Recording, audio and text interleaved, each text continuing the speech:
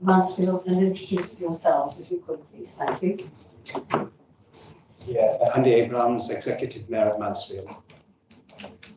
Councillor Gabrielle Bunn, Rochdale Borough Council.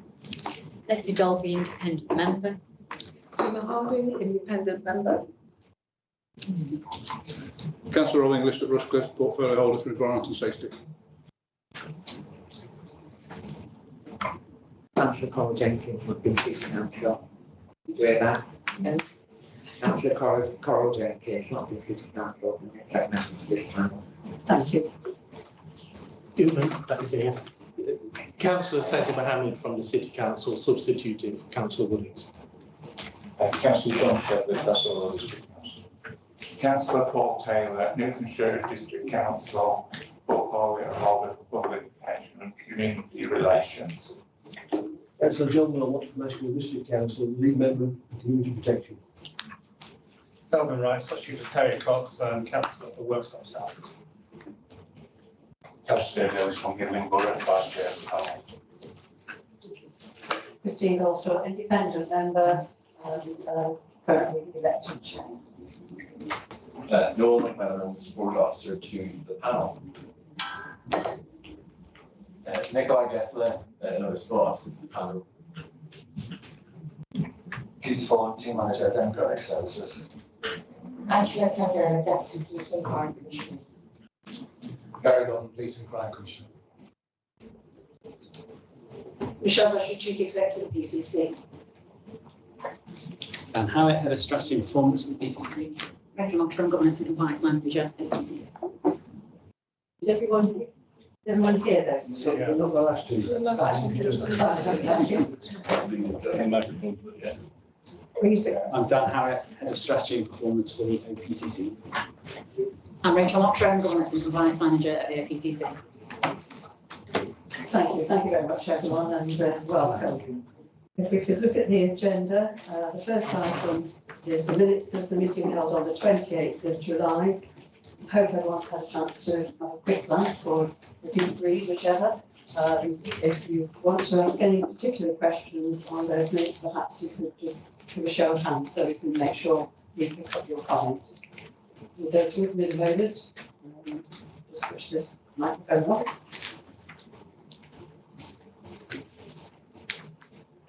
Yes. Well, just to be clear, we're looking to approve the minutes for accuracy at this time.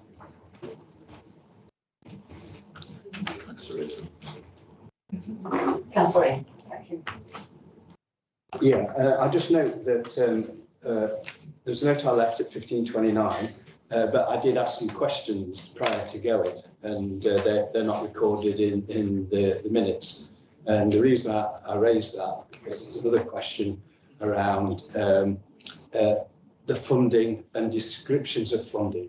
It's a question I'm going to raise later around there was previously Safer Streets funding, and then there are different fundings that have come later that have the words safer in and streets in, and then there's other funding, situational crime funding, and there's quite a lot of confusion out there. And in fact, myself, given the question I gave around Safer Streets funding, it wasn't the answer that referred to the actual funding. So I made it really complicated, but I think you get my point that there are numerous different names, and we need to clarification on that, because even officers, when I gone back to my officers and said, oh, this funding, they've gone, oh no, it's called this.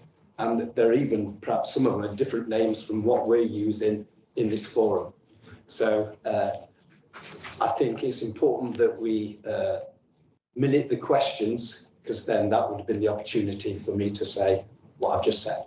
So there was a omission in the notes about the question about the Safer Streets funding at the last meeting. Thank you, Councillor. I apologise if we missed that, so we'll try and rectify it. Yeah, we'll revisit them. So I don't know if you heard that, Councillor. Did you hear the comment at all? Yes.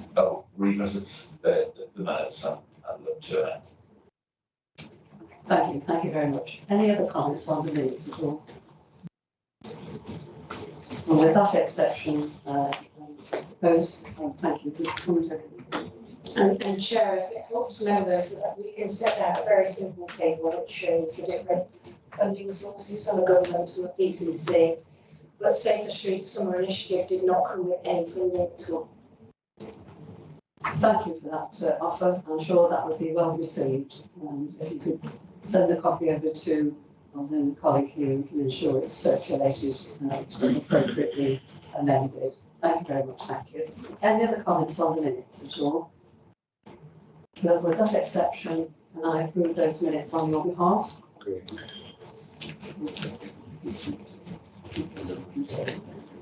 Thank you very much. That takes us to item 2 of the agenda, apologies for absence. I think we have one or two and certainly some people standing in. Yes, indeed. Apologies from Councillor Woodings and Councillor Sajid Mohammed is substituting, and also from Councillor Cox, and the substitute today is Councillor Kelvin Wright. Thank you. Thank you very much. Duly noted those. That takes us then to any declaration of interest. First of all, any declaration of any pecuniary interest from members? None notified. Any other interests that people wish to nominate? Thank you very much. That takes us then to review of membership balanced appointment objective. We've had this before, it's here again. Welcome to our expert from the County Council. Welcome Keith Ford, who's been involved with this organisation on a number of years and helped us out in the past when we haven't managed to resolve matters. I'll hand over to Keith. Thank you. Thank you, Chair. So I've just been asked to attend today just to give a further update really on the balance appointment objective. So I understand this was discussed at a meeting in July, and it wasn't possible to reach agreement at that stage, and there was also some queries which members had, which were taken away and hopefully try to address in the meantime. We did revisit the original guidance that came out about this issue from the LGA and also the Home Office as well, some updated guidance around that. We held a meeting with Home Office partners just to try to get a better understanding of what the next steps would be if we were to be left without having met the balanced appointment objective, basically. So that would be the case if we continue with the 10 members which we currently have nominated to the panel. It's on that basis that we'll put forward 2 possible options to try and redress that. So option A was the option that was put forward by members at the July meeting. Doesn't quite get with the balance appointment objective. What it does have in terms of advantages is that there would be one group, there would be no losers in terms of potential proportional entitlements really. So that point's covered off in paragraph 20 of the report, where it talks about currently Labour will have 2 seats more than that proportional entitlement. The Conservatives would have 1 seat less, and the Brocks Alliance would have 1 seat more than the proportional entitlement. So there is the option A covered within the report. We've also got option B, which is what the officers have proposed, which is about moving to a 13 member panel in terms of the political appointments. Clearly, that would make for a larger panel, and I know members did express some concerns about that previously. And as I've also mentioned within the report, if neither option were able to get unanimous agreement for, then we'll be left in the default position. We're continuing with 10 members, which wouldn't quite be balanced. We'd obviously have to inform the Home Secretary about that. I did make the point at paragraph 39 of the report where I said the panel hadn't been in this position before. I've been reminded that in 2018 we were in a similar position. Actually, we did have to inform the Home Office. The difference between that time and the current situation is that at that time there was only one option put forward as a means of addressing it, which was to move from 10 to 11. That wasn't supported unanimously, and therefore it fell. continue with the panel attempt for that year. So they are the options. I would welcome members' views on it. The other item that's contained within this report is the thing about the independent members.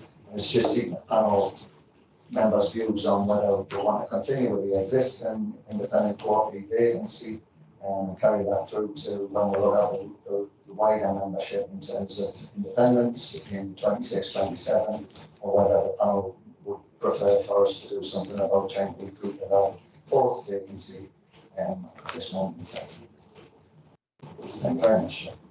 Thank you, Keith. Who would like to make any comment on this from members at all? We have, yes. There.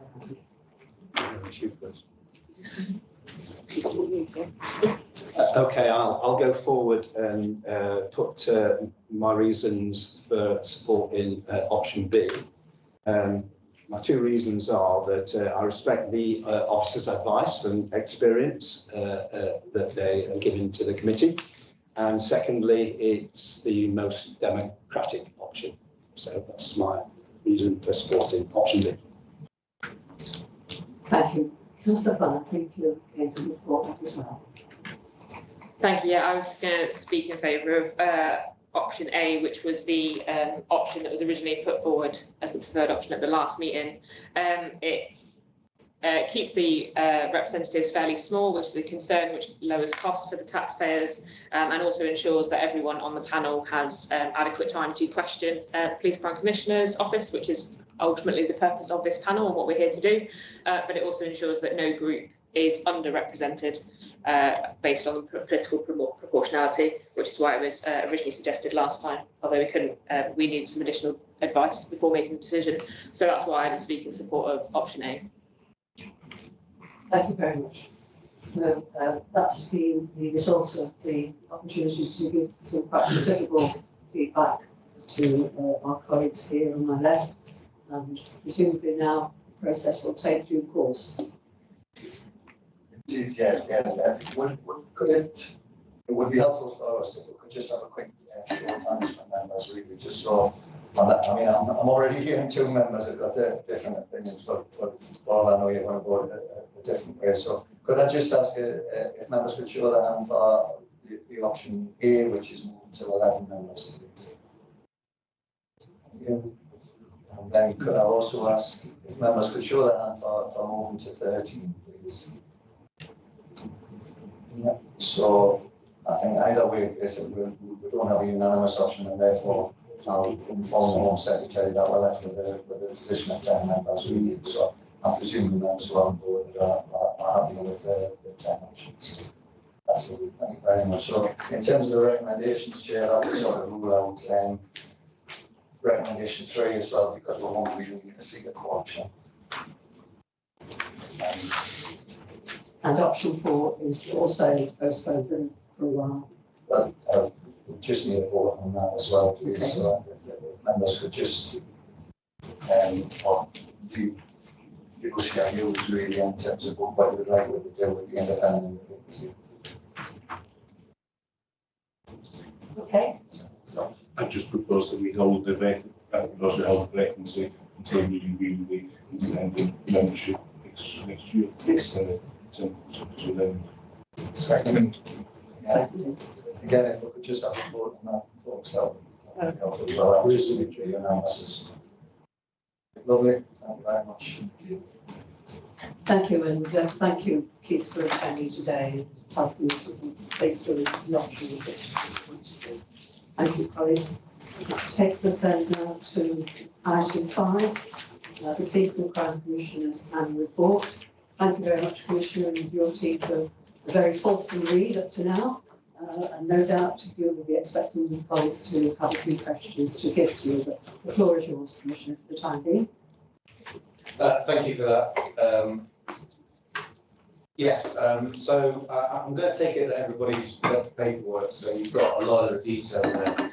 And what I propose to do is obviously give a few sort of hints onto the highlights, and I suppose how I sort of got to that line of thinking, and then move into my updates for your topical issues at the moment. So first of all, the annual report outlines obviously the first 9 months of office. So in essence, a lot of this has been heard before, and you know the detail. Those of you that are new will obviously have read the paper, so you'll have some of the detail in there. So I was elected in May 2025. Obviously defined the police force in special measures, and this is obviously challenging, and the financial circumstances under that time were quite uncertain as well. So it was really keen to understand A, what that was, and B, what the partnership network looked like. And I got a rude awakening when the day after I was elected, I got a lot of our partners ringing me up and calling me and saying, Gary, about to fall off the end of the cliff, got no funding, you commission these services, and we're not very confident that there's going to be funding for further services. So that's on my doorstep as soon as I walk into office, as well as the police force in engaged status. So how do I deal with that? And what are my priorities? Well, my priorities are firstly to get forced out of engaged status. Secondly, how can I stop the lack of confidence in our partnerships? And I suppose thirdly is how do I create confidence in our communities? They know that A, the police are efficient and effective. Police are there for them, and they're responsive. So I set out a plan, and that plan was around restoring, obviously, public confidence in policing and our criminal justice system. So for me, public confidence, being an ex-police officer and understanding our communities a bit, is about how do the public get hold of the police, what do the public do to get hold of the police, can they get hold of the police, are police available to them?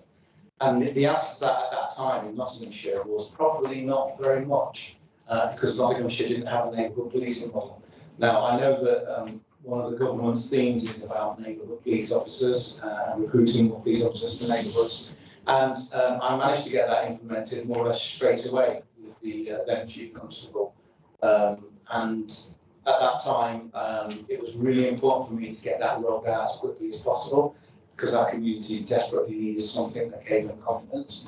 Obviously, on the back burner, I'm looking in the back of my mind and saying to myself, well, we're in engaged status, how do I deal with that? So on my third day in office, I was down at in front of HMIC FRS, who were telling me about the force and the problems that the force had.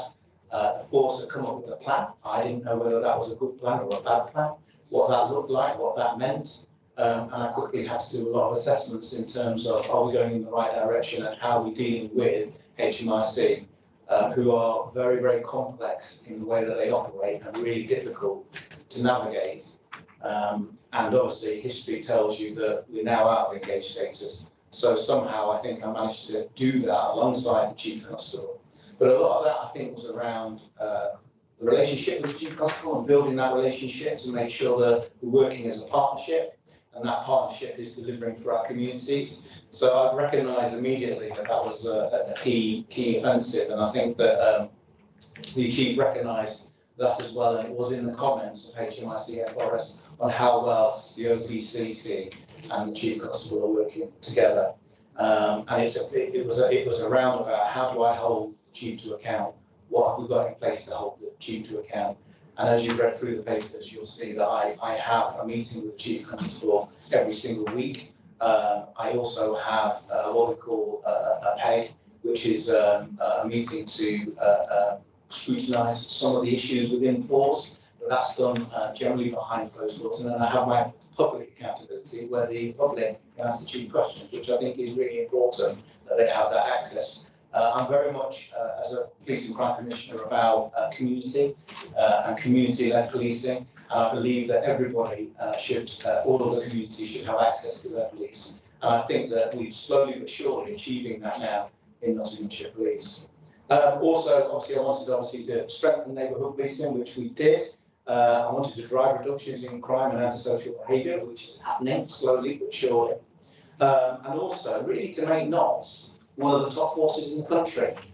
It's a tall order, however, the early green shoots of that are starting to happen, and we have regular visits now from the Home Office, so the Home Secretary comes up to look and see what Nottinghamshire is doing, and indeed comments on some of the great work that we are doing, particularly with our neighbourhood policing, where Yvette Cooper did come up, and she went to Beeston, and we did a visit there and obviously made some really positive comments around some of the work that's been done in Eastern. So I'm really pleased to say that they are the green shoots that Nottinghamshire now, I would go as far as to say, is pointing in the right direction. It really didn't feel like it was when I joined, and I think now we're pointing in the right direction. Still a lot of work to do, a lot of work to do with our communities, but I think that we're slowly but surely taking those steps. So in terms of special measures and engaged status, so there's been a huge improvement in police investigations, domestic abuse risk assessments, leadership and force management, and that's obviously placed Nottinghamshire well on track to come out of engaged status in essence, but it isn't out of engaged status, and that was part of our engaged status. So that is really good to see that the work being done around that has improved. But it's really important for me to keep the foot on the metal, as they say, and really encourage and push Nottinghamshire Police to do better and keep moving in that direction.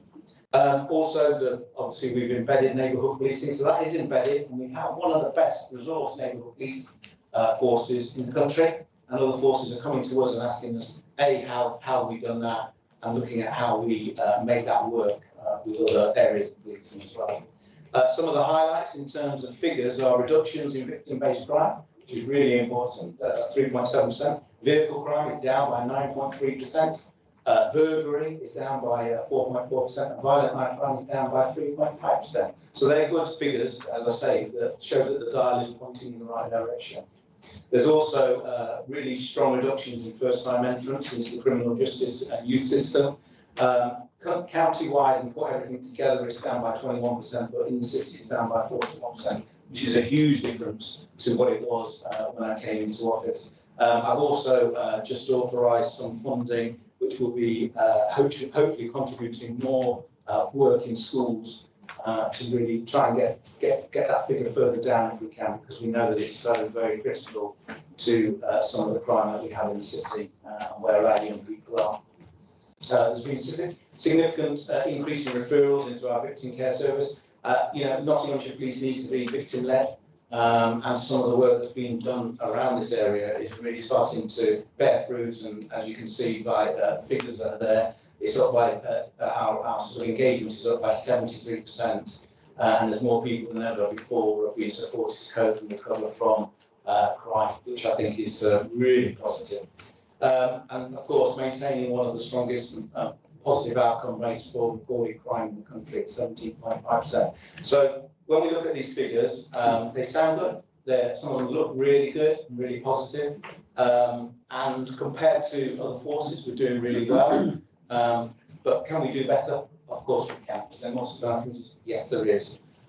So I'm quite pleased in the sense that that sort of covers the first 9 months, and my priority, as I said, are two priorities: neighbourhood policing and getting out of engagement. I've managed to achieve both to date. So in terms of me and the updates I've got for you, is that a separate report? Okay, so that's another item. So in terms of that, then I will close at that, and obviously open the floor to back to Christine for questions. Thank you, Commissioner. As you'd expect, we probably have quite a few questions for you. Start with Councillor Ellis. Thank you, Commissioner Chair. Yes, I'm sure the panel wants to congratulate the Commissioner and the force on the response to the FRIC report and speed improvements and getting out of engaged status, which is good. And we share your ambition to make Nottinghamshire outstanding for the best police force and reduce the crime and fear of crime. So we're all on the same page there. And I'd also endorse the value of partnership working, especially with community sector partnerships with local authorities. I know we comment about the shortage of funding in those areas. And when CSPs were first started, there was plenty of money around. They were one of the early victims to austerity and haven't got the money that they used to have. So it's good to see that they've been supported.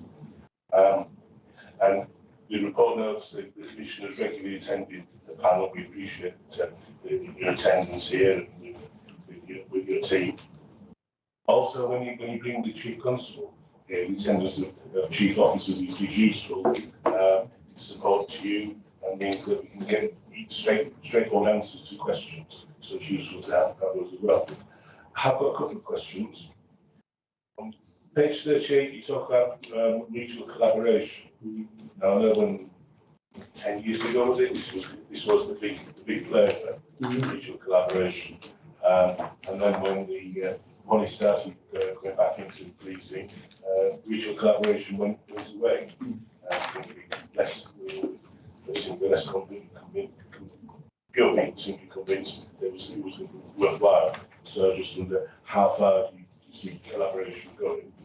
And secondly, on page 29, you list a range of accountability mechanisms. You mentioned some. We've got the ICSP report later on the agenda. There's a balance in there between transparency, accountability, and efficiency.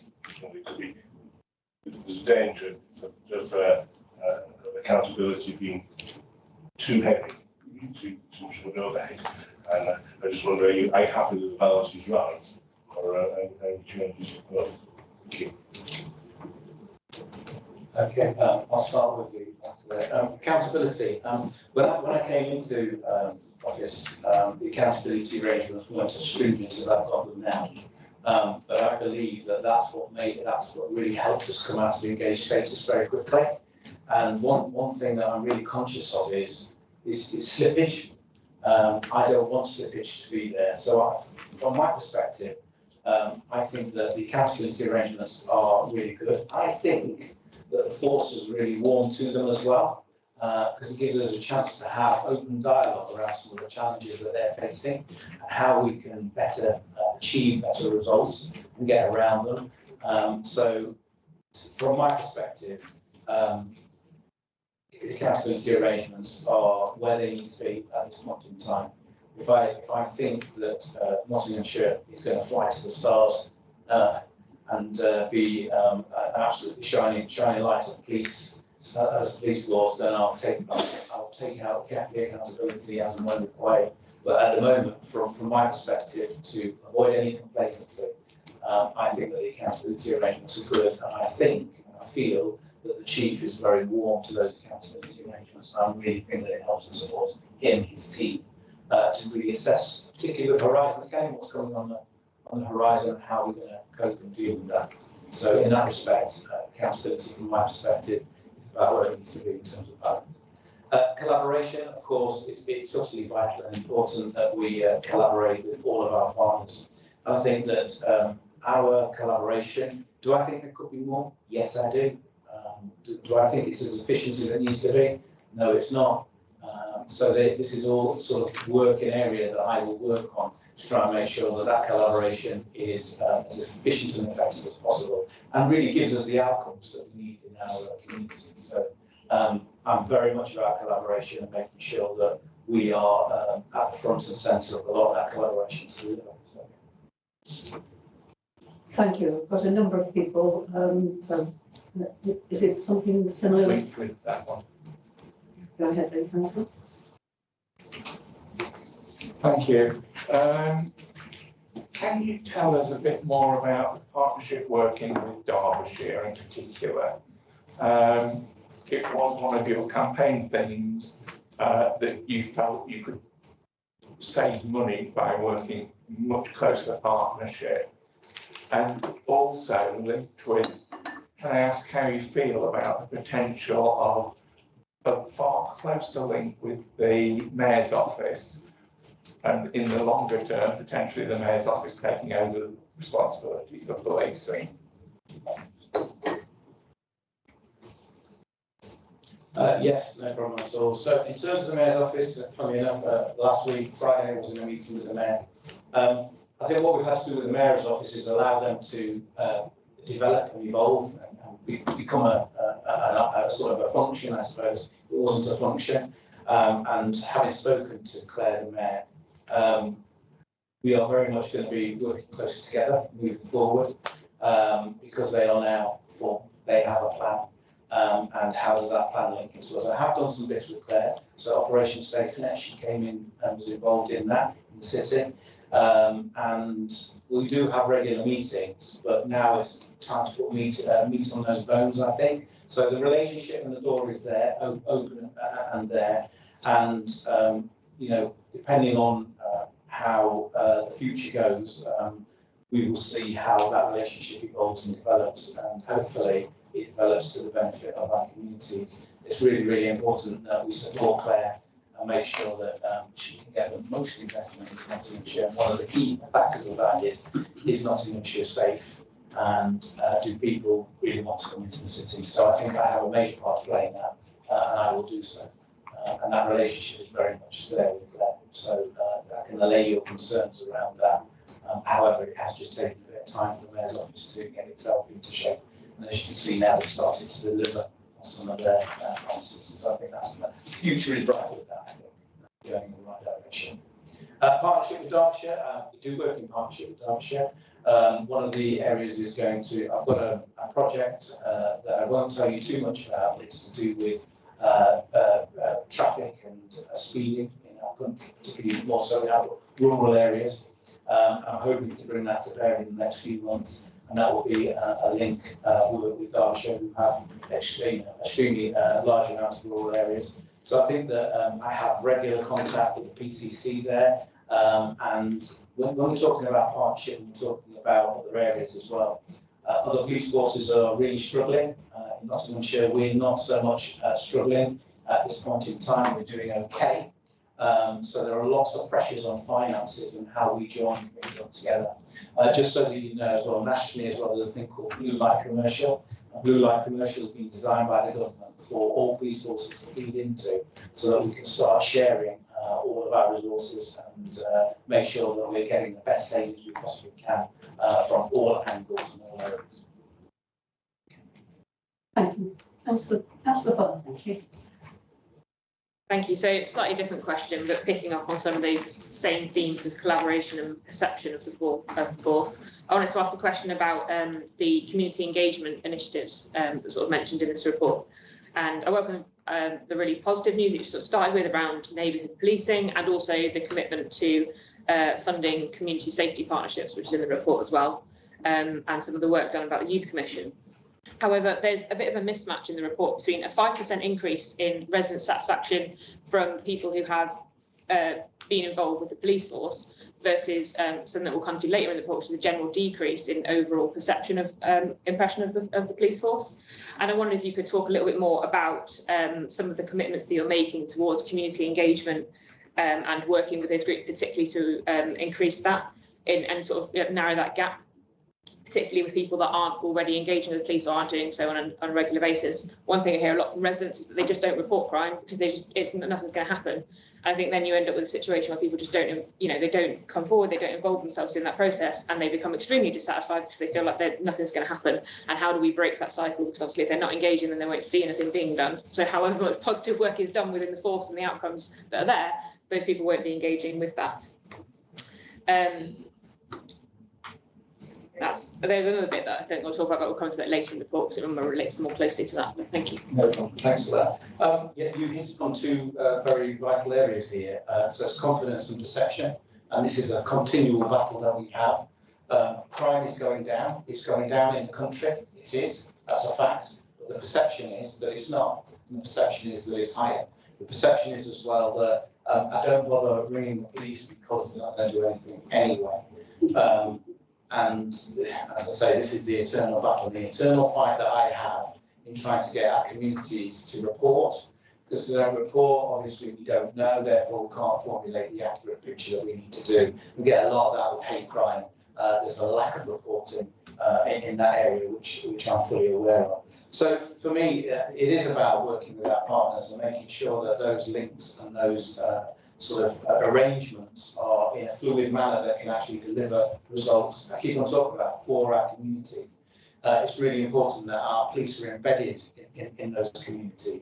And I think that some of the sort of work that I'm looking to do you will see materialise a little bit, because I've got my grant scheme, and I'll be looking at our partners to deliver some of that work in our communities to really open them up and get them involved in making sure that they report, having that confidence, and also trying to get to a point where our neighbourhoods are actually problem solving. It's starting to happen by drip and drip. The reality of policing and confidence is, if you can speak to an officer, that's half the battle. If the officer can actually solve your problem, that's a win-win-win. But I think that part of the confidence is around about just being able to have that conversation. I use this term quite a lot, and policing itself is not a difficult profession. Policing itself is about people. We deal, as in police officers, deal with complex issues within that. But it's about people, it's about talking, it's about communication. And I just feel that if we have stronger neighbourhoods, we will get that perception down and we will build confidence for people to come in and talk to their local officer and have that relationship. So I think technology has a role to play in this along the line, and I think that we need to get people to be able to do that online, to get a response online, and not necessarily have to physically walk into a police station to talk to an officer. There's lots of different vehicles we can use to try and encourage that. So I appreciate the question. I don't have a golden bullet for you. However, I'm fully aware of it in terms of the battle of confidence and perception. Did you want to come back, Councillor? Yes, that's great. It was more a question around sort of what specifically you're doing around community engagement, because I appreciate your comments on the online forms. I do think they have their place versus people sitting in, you know, long waiting calls when they don't need to, and making sure that police time is best spent like dealing with issues. It's more about sort of what, in a follow-on to, you know, sort of talked about some of the events that you attended and that you organised for the last year. Have you got any specifics about what's coming up this year? But I did notice your commitment to sort of the antisocial use of e-bikes and scooters in your forward plan, which is really positive to see. It's something that, you know, I think showing that actually is going to be really, it was a really positive thing. It's certainly something that I get a lot of complaints about, and it's something that people, you know, so that recognising that as an area is really great. Maybe a little bit more about sort of how you're going to be doing that if you've got that information yet. And also, like I say, in again, your forward plan, you sort of talk about that importance of community voices, and it's whether you've got any more plans for sort of more innovative ways to bring those forward and to make sure that people feel like police is something that they can engage with and you know, on a sort of that basis, not so that when they do need it, that it is there and they can go to it and they do feel reassured in that. Thank you. Yeah, I was going to touch on the bike thing later on in my little piece, just to kind of give you reassurance about what the plan is for that, because I know that that is a major issue with a lot of our residents, and we need to be really positive about how we're going to deal with that. So I'll take that on board. Michelle, you want to say something? Just in terms of the mechanics behind the scenes, so John, who sits behind, is the head of community engagement and communications. Since I've arrived in post and under this commissioner, we've really drummed home the point around engaging with purpose. So the staff has been bolstered in terms of engagement officer support to the PCC. The PCC has appointed a deputy, and one of Angela's 3 areas to focus on, as you'll be aware from the confirmation hearing, is improving engagement with minority communities, for instance. And Angela's really brought that leadership to the team in relation to opening up avenues that the office hadn't opened up until the current time. John and our leadership has set a community engagement strategy and a plan for the year ahead in relation to where the PCC and deputy need to be, and a community mapping tool as well that's now live, and it's dynamic so that we can see where are levels of public trust and confidence lower, where are feelings of safety lower, where is crime high, where is ASB high. What are we being told in terms of our community intelligence that's going to guide where Gary and Angela go as PCC and Deputy PCC, and where the office should be supporting to try and impact on those levels of trust and confidence, if that helps. Sorry, I'll just bring in Angela as well, because she'd like to just mention about Walking My Shoes company. I think one of the things is we basically committed to engage with all communities, and one of the positive things is we have the trust and confidence within the communities, and we have done a lot of engagement about encouraging them to report to the police hate crimes and victims and so forth. It takes a bit of time. One of the examples I would like to give you is the force actually launched a Walk in My Shoes survey on the 31st of March. It was over an 8-week period, and that was to identify the public spaces where women and girls feel unsafe in Nottinghamshire. to work in partnership to create safer spaces in Nottinghamshire as well, and to make women and girls feel safer throughout their actions and to address misogyny at early stages. Once the survey was completed, one of the things we identified there was a low representation from the ethnic minority women, and in working in partnership with the force, the survey has been open and we're leading on this from the OPCC office to engage with as many women from ethnic minority groups, because we want to hear everyone's views, everyone's voices. We want to know where they are feeling unsafe before we decide what are the next steps. So that's one real community engagement that is happening. It's live at the moment and it will be closed in the first week of November. So that's about partnership working, collaboration, reaching out to the communities, and because of the trust and confidence we have in the communities, the Commissioner and I just pick up the phone and say, this is what we're doing, this is the initiative, and we want to reach out and speak to you, and we've been doing that for the last couple of weeks and we'll continue to do that as well. Thank you for that, and no doubt we look forward to seeing some of the outcomes of the new process. I've got Mrs. Harding and then Councillor Jenkins, and I'll come on to those in a minute. Good afternoon, Commissioner. I would like to target an area, the criminal justice system. As you can imagine, I'm involved in that. And I have been a party to your local criminal justice board and seen how that works too. My particular question is about the out-of-court resolutions. It's a two-tier system that was introduced January 25. You haven't had that long, but I'd like to know how that is progressing and how it's working. Because in the courts, we're still overburdened with cases in the Magistrates' Court and in the Crown Court. So how has that improved? Because at the moment, we haven't seen any improvement other than the fact that we are getting less youths coming into the criminal justice system, so therefore there are less courts for the youths coming into the criminal justice system. But I'd welcome your information, what you can tell us about the out-of-court resolutions. So thanks for that. Again, it's quite a pressing issue, I think, with our courts. And it's really important that we become really efficient and effective at trying to deal with things, particularly those on a lower scale, to release some of the burden of our courts and so on. But the obvious one is obviously immediate justice, which you will have heard of. I'm a big fan of this, and originally it was funded through the government, but now I've had to source funding through other means and partners. And I think that it is so impacted and so effective. I'm hoping that the new Home Secretary will come up and have a look at the scheme and really try and embed that into part of I suppose, the CSP and the criminal justice sort of arena, in the sense that this is a very, very fruitful way to deal with a lot of our lower level crimes, and it deals with them months to months. They don't go through court, and it takes away the pressure of that.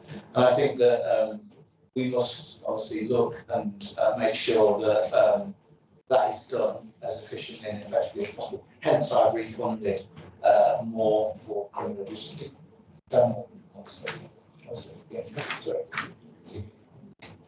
It's just a flag that, yeah, so having transferred to the two-tier system in, I think it was sort of January or February time this year, yeah, this is something we've been closely tracking both through the Reducing Offending Board and the Criminal Justice Board, and it's fair to say that this is probably an area that hasn't actually seen the traction that we'd have liked.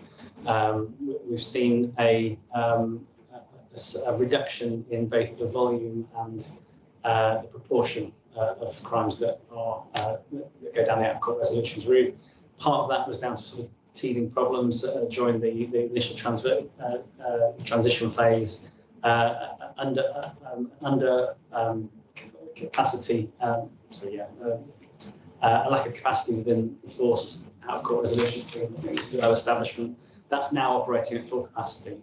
And we are hoping to see some improvements over the coming months, but it's been something that certainly the Commissioner and through the Reducing Referendum Board, we've been scrutinising on an ongoing basis and asking that question on a continual basis. But we understand where some of the gaps are, and we are ultimately the range of services that we commission to address the underlying needs as part of that out-of-court resolutions framework. So the vested interest ultimately in terms of the value for money and the commissioning side, as well as the impact on criminal justice partners. So yeah, we are monitoring it and we hope to see improvements over the coming months.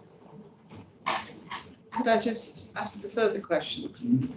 For the benefit of the panel and myself, it would be helpful to understand what sort of crimes are committed that fall into that route of it's immediate justice, sorry, and the two-tier resolution system.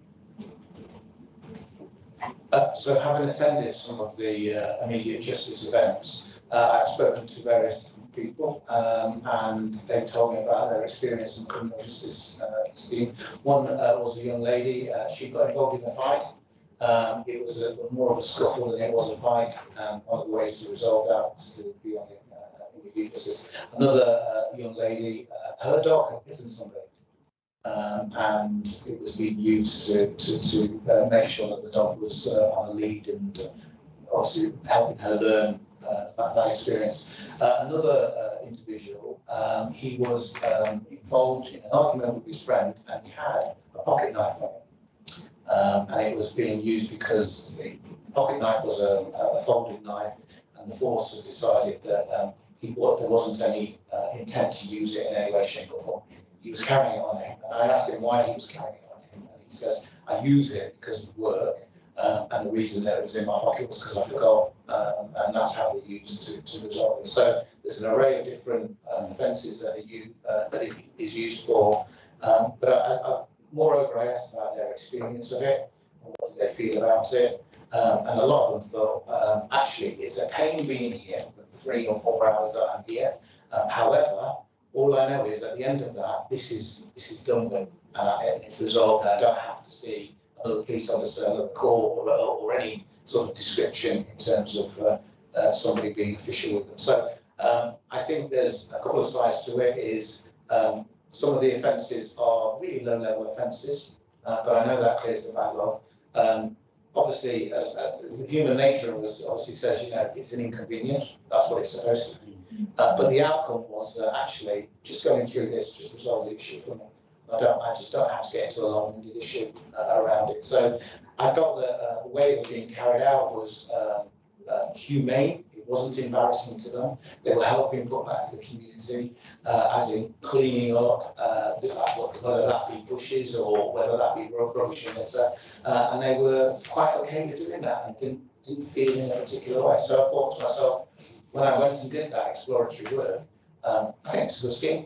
I think it's a really good scheme. It resolves some of the issues. I know that there are huge pressures on the criminal justice system, and you're aware that obviously probation have a big role to play in this as well.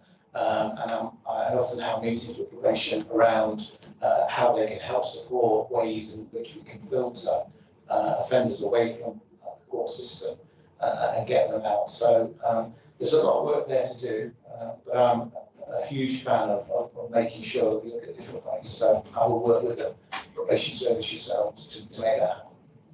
And could we have a further report, maybe in the anniversary, January 26, please?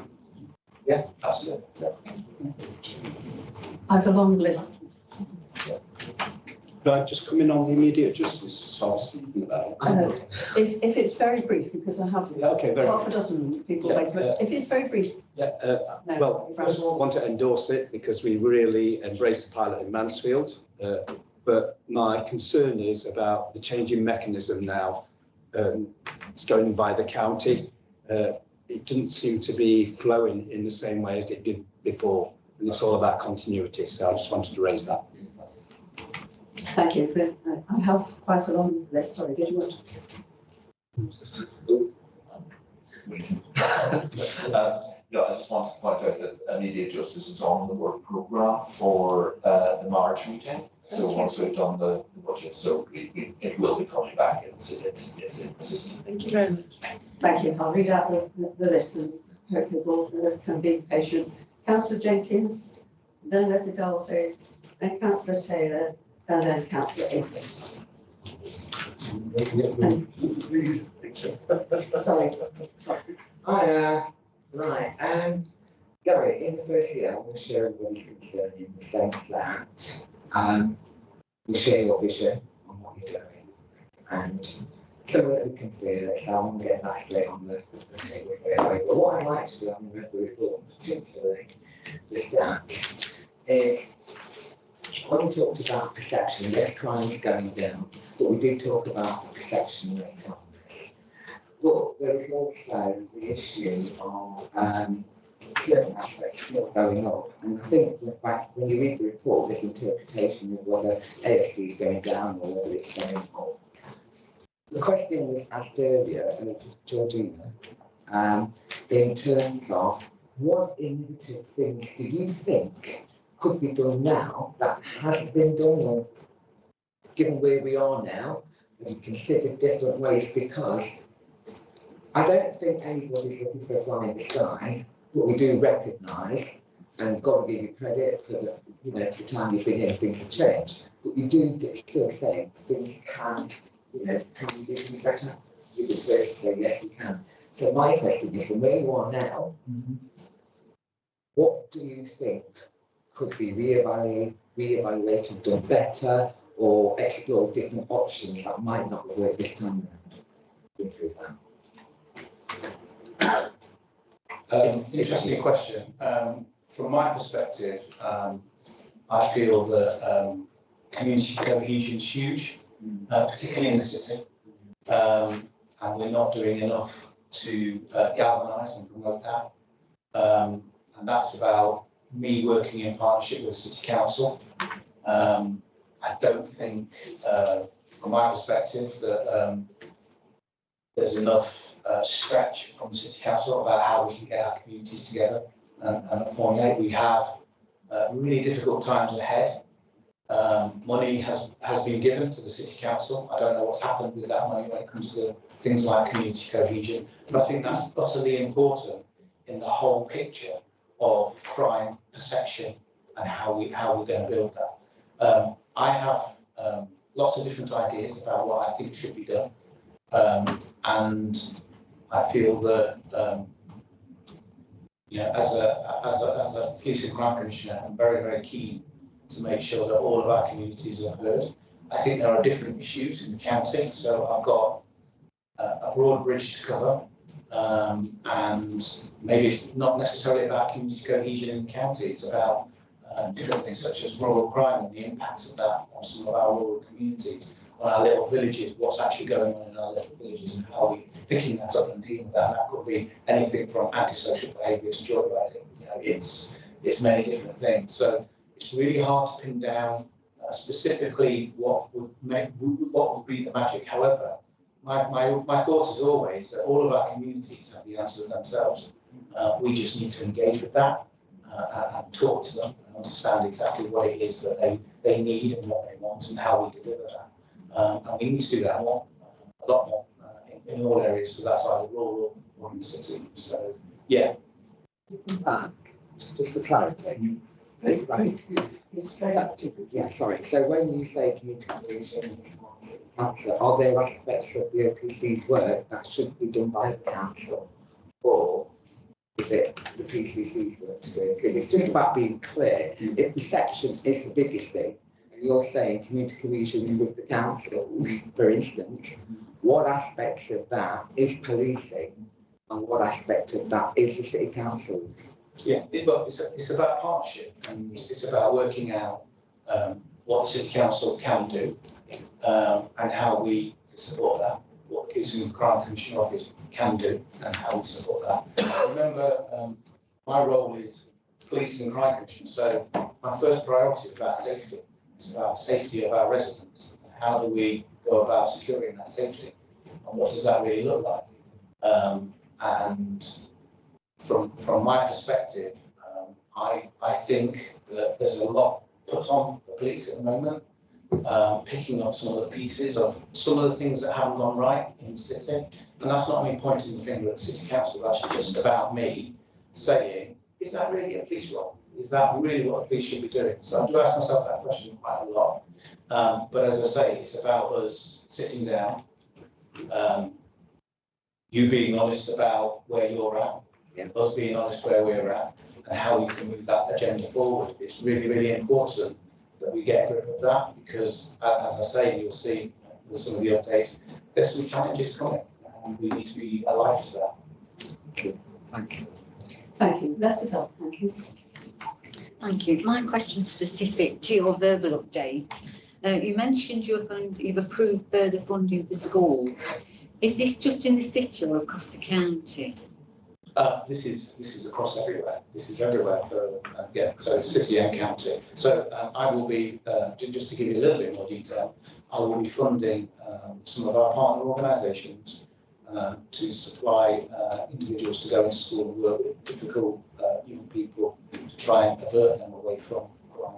Bear in mind as well that the government agenda is Young Futures Hubs, and our VRP has been selected to be a panel to convene a panel that will judge and make that decision on who's going to go on that Young Futures Hub. This is not a Young Futures Hub, by the way, but I'm just telling you as well as that. So it should be identifying individuals who perhaps are on the cusp of crime and how we can intervene sooner. But on top of that, I will also be introducing some of our, as I say, our partners to go into schools and to try and deal with some young people who the schools have identified as perhaps struggling and try and direct them away from crime. And I'll be furnishing you with further details about that as and when it's all happened. Thank you. It would probably help to get an update on all the initiatives with the young people, like Mending Lives and other things, and be really useful to people. Absolutely. Thank you. Councillor Taylor, then Councillor Oakley. Thank you. On your last answer, I'd like to ask, are you working with district councils on that? Because we have a very close relationship with the schools. We have a multi-agency antisocial behaviour forum where all the professionals meet together, and we also go into schools to do some of that work. So can we coordinate it, please? Answer is absolutely yes. Yes, yes, and yes. Okay, thank you. Councillor Oakley, thank you. Yeah, thank you, Chair. But yeah, I think generally over the last year, I think yourself and Andy have done a fantastic job. There's some great initiatives coming forward. I think that's something to be praised. Whether they come into in effect actually on the street, I don't know. I know we had that conversation last week, Harry. I think that becomes more of an operational issue, so I don't want to discuss that here. However, under delivering against police and crime plan, last year in the Communities and Victims First statement, there are some figures for serious injuries and road fatalities. That seems to have been omitted this year. I don't know why. I do find it concerning because the figures are out for Nottinghamshire are up by 22.7% on serious injuries and fatalities in 2024. There's nothing in the report, and I brought it up before, about roads policing. It's something that affects everyone on the roads. We all use the roads. I find it amazing that there's nothing in there, there's no investment into that sort of policing. You know, people are getting killed illegally, and it's something I really want to address and bring forward. Is there any reason why those figures aren't in the report this year? Well, in my manifesto, I had safer streets, which I was lengthened out to be safer roads, regardless of where they are. It's widely important. So, in terms of my perspective, it's definitely on my radar. I know I've had conversations with you. We're going to be doing something in partnership, hopefully with Derbyshire, which will come into fruition very shortly, which I'm happy to update you with away from here. And it's very much on my radar. I know that in our rural communities, one of the biggest problems is speeding, and I want to make sure that we address that. We don't just address it with speed cameras, it's about what can we actually do to really make sure that our villages and towns are safer places for people to drive. So what I will say to you, Councillor Inglis, is that it's on my radar. Next time I come here, I'm hoping that I'll have some really positive news around safer roads. Yeah, that's great. Yeah, it's great doing a partnership. It would be great if we're doing it on the Nottinghamshire initiative. But is there any reason why those things aren't in the report this year? No, off the top of my head, no. I don't know why the safer roads is. Didn't we have safer roads on our list? You do, and it's monitored within that. Yeah. It's not one of the 12 KPIs. It's one of the KPIs, yeah. So that's why it's not showing. However, it is a priority. Of that 22.73% increase when the national trend is down. So, thank you. Thank you. We're still on the Commissioner's annual report. Yeah. Yes, Councillor Wilmot. Just give yourself, Councillor Wilmot, and I was just going to check if there's anyone else waiting. Thank you, Councillor. Thank you very much, and good afternoon, Commissioner. I do a lot of walking, an awful lot of walking in my town and in my constituency and on the whole of Ashfield. And I get more and more people got the perception that crime is out of control. And it's not true. We know that. And that needs somehow to be combated because your media are very much the problem.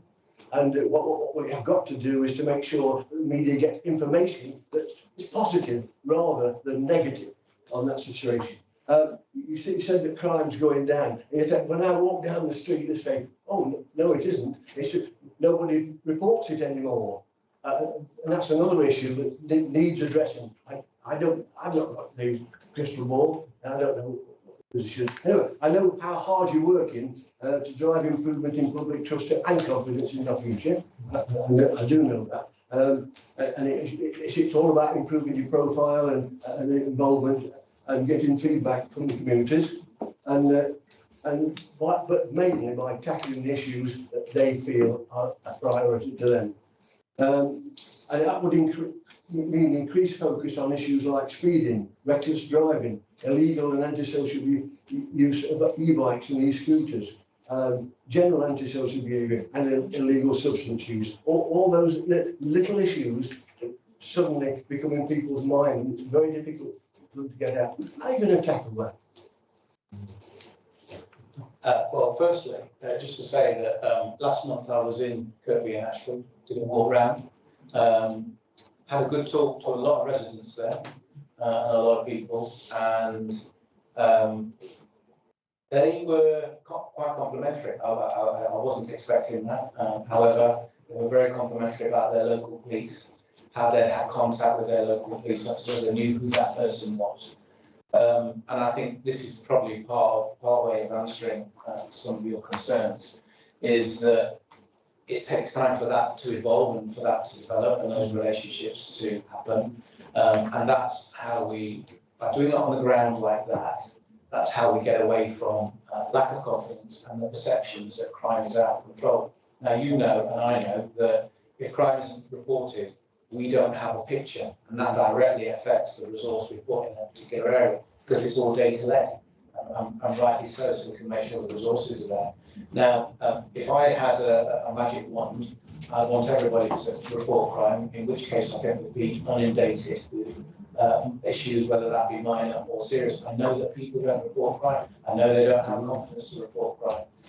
I want to change that, but it is a slow process. It is a very slow process because perception is so strong. And the problem we've got with social media and the speed at which information flows, a lot of that information on social media is not necessarily true. However, it will make people feel that things are out of control, and quite often they're not. So I understand the frustration of your communities. I will try and do more if I can do more in terms of visibility and making sure that neighbourhood police officers are where they need to be and talking to their communities and involved in their communities. And I think that I'm hoping that over the next 6 to 9 months, we see a marked improvement in that perception, just on the basis that neighbourhood policing will be well and truly embedded in Nottinghamshire. And it's not an excuse of, oh, it's a new thing and it's taking time to embed. By then, I expect it to be working and I expect to start seeing results. So just hold on to that and let's see if we can get to that point. Thank you. Anyone else wishing to make any further comment?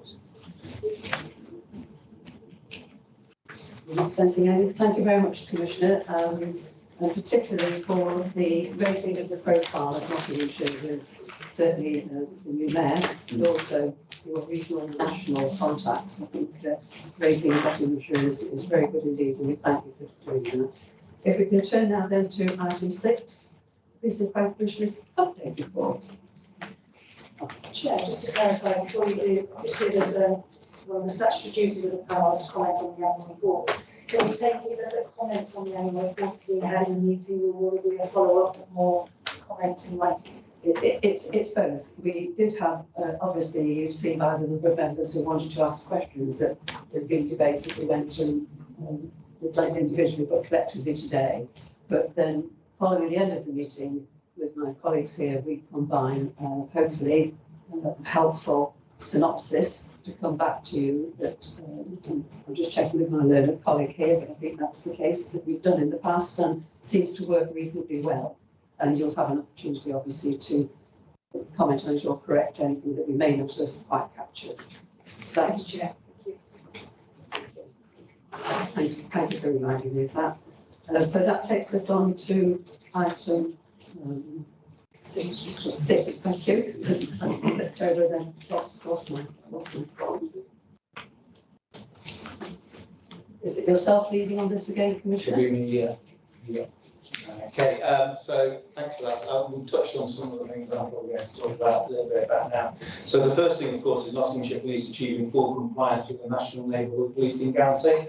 So our communities should be getting a 72-hour response to any items that they raise. They should also be getting a named officer, so they should understand who their beat manager is and where to go to get in contact with him. They should also be aware that there's a system there for them to be able to get priorities, so they're my priorities, policing priorities of the area, and also link into engagement events. This should all be a part of our, as I say, neighbourhood policing guarantee from the government. I've been, this month I was out in Ashfield, I was also out in North Bridgeford, and had 2 really positive experiences with our communities, talking to them about how they're feeling about the neighbourhood policing officer and what that is actually delivering for them. So I'm expecting that to be very similar when I go out again this month to different areas to really touch base and to get a feel. So we've got ongoing improvements with our digital reach and communication through the 2-way NOTS alert messaging. For those of you that don't know, NOTS alert is a service and a victims portal, so that people can go online, they can put their comments in there, they can report, and they can get a response. We've got 46,000 subscribers, which is up and is also 3rd highest nationally. So we are doing really well with that. And I obviously going to push that even more to make sure that more of our communities are linked into NOTS alerts and really build that sort of confidence that the police are listening to them and there is somewhere for them to put their issues down. Obviously, we had the Home Office, Safer Streets, and I know that's been mentioned by Mayor Abraham. Safer Streets didn't come with the budget, so it was about how do we galvanise and package up our response through the CSP really to really target some of our areas. One of the areas that we've already done is Hyson Green. We had a meeting with the City Council and partners to sit down and work out how do we make Hyson Green look better, feel better for our residents, what is it that we need to do. And that was targeting things, for example, such as rough sleeping, the dirt in terms of the bins, the place not being clean. It was also targeting a particular building there around the way that building was kept, and we got the owners of that building to clean it all up. But and it's also around antisocial behaviour and crime. One of the things that I did before I had that meeting was I actually went for a walk myself around Hyson Green, because that's what I do, just to work out exactly what needed to be done and how that needed to be addressed. That was addressed. Unfortunately, the Home Office couldn't come on that occasion. However, they were booked to come, and were coming up until the day when something else happened in the country, which meant that they couldn't come up and have a look at that scheme. But that's the power of partnership working. So there's no budget, but when we bring partners together and we focus our attention on areas, we can make them better for our communities. So that worked really, really well. Also, I've led a PCC-led Thinking Differently event. I spoke to you about my experience when I came in, that I have 90 organisations knocking on my door asking for funding. And my mindset is, well, that's not sustainable. How on earth can we keep that going? So one of the areas that I'm looking and working on is thinking differently. And how do we do that? So I'm talking about private sector coming in and helping support some of our community organisations to help fund them for longer periods of time. A year funding, 2 years funding is often not enough for these organisations to deliver services. So I'm looking for long-term funding and getting some of our local partners involved to try and make that happen. And one of the, we've just talked about in terms of the issue with Derbyshire, this will be part of that. We will have hopefully a private company coming in and helping support some of their local issues because they're based in the local area and they have an interest in making sure that the area is safe and healthy, not just for the residents, but for everybody to use. So we're linking in and making those contacts, and hopefully, hoping within the next few months that'll be over the line and have something else for you to talk about. So when I'm talking about thinking differently, I'm thinking companies such as Boots, Eon, who have been in Nottinghamshire for years and years and years, and it's time, from my perspective, that they really start committing to some of our communities and making sure that they're hopefully funded for further periods of time. So that's something that I'm working on. I've had an event where I invited lots of different partners to that event to talk about doing things slightly differently. The other side of it, of course, is getting our partners to work together, because that's often been a challenge as well. Very much they can often be separate islands, and the challenge is how do we bring them together so that everyone's not competing for the same money and really get them the support that they need. So that's ongoing work, and hopefully it will bear some fruit. As you will probably have seen in the press as well, we had a visit from the Duke of Sussex, and going forward, I'm hoping that you'll be a part of that as well, driving companies to come in and help support investment, and also talking to our communities to give them confidence to come on board and open up and be part of something slightly bigger. So that's ongoing work. As I say, it's challenging, but these are some of the sort of just a couple of the ideas that I've got in my mind in how we can improve our services and make sure that they are where they need to be. I'm just going to hand over to Angela just quickly. She just wants to talk to you about the White Ribbon campaign, because we've just got accreditation thanks to Angela and the team. So over to you, Angela. Thank you. The White Ribbon UK is part of the global White Ribbon movement to end men's violence against women. They are the leading charity for England and Wales, and it's engaging men and boys to prevent men's violence against women and girls. The UK White Ribbon Day will be November the 25th. It's a national day to raise awareness, educate, and campaign to change the cultures that lead to violence against women and girls, and marks the first start of 16 days of activism. And we have a few projects planned through those 16 days of activism. We prevent violence against women and girls by addressing the root causes of men's violence against women, harmful attitudes, behaviours and systems around rigid gender norms, and harmful expressions of masculinity that perpetuate gender inequality and gender-based violence. Allyship is the central message of the White Ribbon. It represents men taking responsibility to challenge the issues of being allies every day to stop violence against women and girls before it starts. All of society needs to take responsibility for driving a cultural shift in our attitude towards preventing abusive and violent behaviour. So that is considered everybody's business and not simply a criminal justice response. Leadership and education are key to achieving this.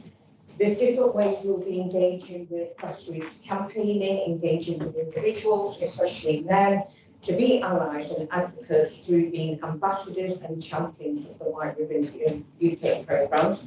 We need to be supporting the next generation by working with education and youth organisations to prevent the violence against women and girls in the early stages, along with other generations as well.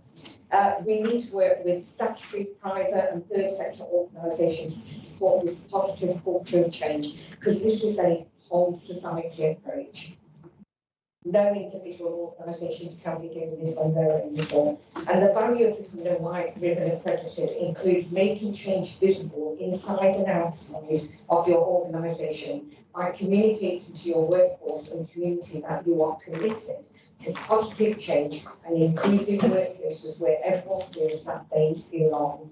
Taking a holistic and positive approach to bringing about gender equality and ending men's violence against women, and demonstrating your own ongoing and sustained commitment to preventing men's violence against women and making changes in the way priorities are determined across your organisation through communications, through HR policies, employee development, training, and overall organisational culture, and upskilling your staff to become a community of change makers with the understanding and strategies to make a difference. Again, we're very proud that we have been accredited, and we would encourage all organisations to be accredited as well and be champions and ambassadors at the White Ribbon UK, because this is a whole society approach. Collectively, we can make that difference, and we need to make that difference. And it's not just the fourth generation, it's the third, second and the first generation. We need to engage with every generation and get those ambassadors and champions on board, and that is the only way we can make that change. Thank you. Thank you very much indeed. There was an awful lot, and I'm mindful that people were trying to scribble down a few things, and perhaps after the meeting you could send some sort of briefing document that we could circulate to members, because clearly it's very important, but trying to write that down and capture what people want to do was, I certainly missed a few things you were saying, and so it would be really helpful if you could do that. If that's possible through you, Commissioner. I just want to come back, obviously, to the report that the Commissioner was dealing with. So I haven't finished. Okay. well, I've got half a dozen people waiting, so I'll add to the list. Well, I've just got a bit more just to say, just to round it off. No, the reason I say it is because these are issues of topic, I think, at the moment. I think it's important that we just make a note of them. So just so that you know, I've got reassurance from the Chief Constable with regard to national tensions and anti-immigration protests. I think it's important that it's noted. And he has said that there's appropriate operational and tactical arrangements are in place to monitor intelligence and community tensions. Force will facilitate the right to peaceful protest where necessary and respond swiftly and robustly to any hate crime or disorder. Force has increased the number of public order trained officers within the establishment over the last year and is actively engaging with the NPCC on development. So I want you to know that that's been taken into consideration and there is thoughts on that. The other thing that's been mentioned today is e-scooters. So I'm planning a high profile campaign in the run up to Christmas to try and deter mothers and fathers from buying their young children e-scooters that are illegal, and also a campaign on really almost a traffic light system in the sense of just making it really simple about what's legal and what's not legal in the city of Nottingham. And how we work with that. We're also working with the fire force to sort of mitigate some of the risks that there are with some of the batteries, particularly from foreign fields where they come in from abroad. Really try and get that into the psyche of some of the communities under our watchful eye, to try and discourage them from using them and being put at risk with the batteries and stuff. And also, just so you know as well, there's a thing called Operation Perth, and this is the investigation into maternity services, which is a really difficult and sensitive inquiry. And just to say that obviously we've been commended for the handling of this incident, and it's not been easy by a long shot. It's really complex stuff, but that is obviously being looked at by Donna Rockenden, but just so that you're aware of that. And finally, on a cheerful note, we are the first force to have a dog, a mechanical dog, and the dog is being tried by our firearms team. And hopefully, I think in the next few months or something, I will bring you up to headquarters and you will meet the dog. So it's really interesting. It's just technology, where technology is at. It's unbelievable when you see it. It's surreal almost. But just so that you know that Nottinghamshire is nationally being recognised for being a leader that and for its drones as well. So we are very much at the sharp edge of technology at the moment. But I'll be bringing you all up to meet the dog and see what it does. Okay. Woof for that, thank you. And I'll bring us all back to the number of people that have been waiting patiently, Commissioner. So I've got Councillor Bunn, Councillor Taylor, Councillor Jenkins and Councillor Wright, all in that order. Councillor Bunn, thank you. I think someone needs to thank you. Yeah, so before I get started on the meat of my question, I just want to say thank you for the comments. It was really good to hear the comments about being accredited by the White Ribbon. Broxtowe has been a White Ribbon accredited, I can't say my words today, accredited organisation for some time, and it's really good to see that happening with other organisations. I don't know how many other councils across Nottinghamshire are accredited, but I'm sure that the people that are interested in how Broxtowe did it from that sort of borough perspective be happy to share that information. And also really nice news on the campaign around e-scooters, which is something that's, yeah, I'll mention that a lot probably because it comes up a lot with me. However, the thing that I wanted to ask a question around was the Safer Streets campaign, particularly the Day of Action in Beeston, which is mentioned in the report. Now, I'm portfolio holder for community safety, but I'm also the councillor for Beeston Central, where the High Street is located, and a resident of Beeston as well. Lived there for a number of years. And this Day of Action actually caused a certain amount of concern among residents and things, because so Yvette Cooper came. She mentioned, she's quoted in this report as saying it was really good to see how PCC, police, council and retailers are answering the call and working together. But one of the problems we had is that councillors weren't even informed of the visit until after it happened. Even officers didn't know until I think a short while before. So a visit that is supposed to be showcasing cooperation, and the council wasn't even involved in that. And when questioning afterwards, we're told, well, it's a safety issue, that's why you couldn't be told, that's why you couldn't be invited to be present. But then it's like, well, if this is supposed to be about cooperation with the council, there has to be some way to figure out that involvement. There was also, I was getting questions from residents saying, oh, I've just seen Yvette Cooper there, she's there with Gary. Some people, for those people that recognise you, Gary, congratulations. Yeah, and they were like, oh, what's happening? And I was like, well, I don't know, I didn't even know this was happening, which was difficult. Obviously, I didn't say that to them. I had to go scrub down and find information. But even then, the follow-up was it was billed as sort of a day of action. And the other question that came out was, well, what was the action? What was happening other than just a number of people sort of walking around Beeston and seeing the issues, which is what's done on a walkabout. And even when I was asking sort of those questions, I didn't get many sort of concrete answers on what makes it a day of action rather than just a walkabout. What is the difference between those things? People expect if there is a day of action there to be concrete actions being taken and for them to be able to be given that report, where again, all the sort of news coverage afterwards was, oh, isn't it great that Yvette Cooper's come to, our town to see what's being done, but there wasn't much information about what that was. And that was frustrating. And also, just to feedback, some of the perspective on this from residents was she came, she walked along, she went into Boots, had a long time in Boots chatting to people, but actually what about the residents and some of the other issues? And I just want to contrast this with sort of one of the walkabouts that actually happened not that much prior. I think it was only a few weeks prior to this, where unfortunately you couldn't make it, Gary, but Angela did come along and walk down the street, and she saw firsthand some of the sort of ASB issues that we've been dealing with in Beeston High Street, and also some of the response to it and why it's difficult, because while she was there, unfortunately, there was an incident happened. And obviously it's not great that happened, but it did mean, you could see firsthand sort of problems we're encountering. And again, that was a much more inclusive thing. I think there's probably a little bit more to be done there in terms of we had a bit more notice about them in terms of not just having councillors, but maybe some of the residents or business owners, so they can put forward their perspective, and that's something we're working on. But it was, like I said, it was just frustrating to see this highlighted in the report as this really positive thing, when a lot of the feedback that I've had has been quite negative around it and quite disappointing as sort of a missed opportunity. So I just wondered if you could tell us a little bit more, maybe, I'm sure some of the other members here will probably come with their own experiences, and maybe they're slightly more positive than mine, but what we can be done around that to make sure that, when we are doing these initiatives, there are concrete actions to it and that are being held to account.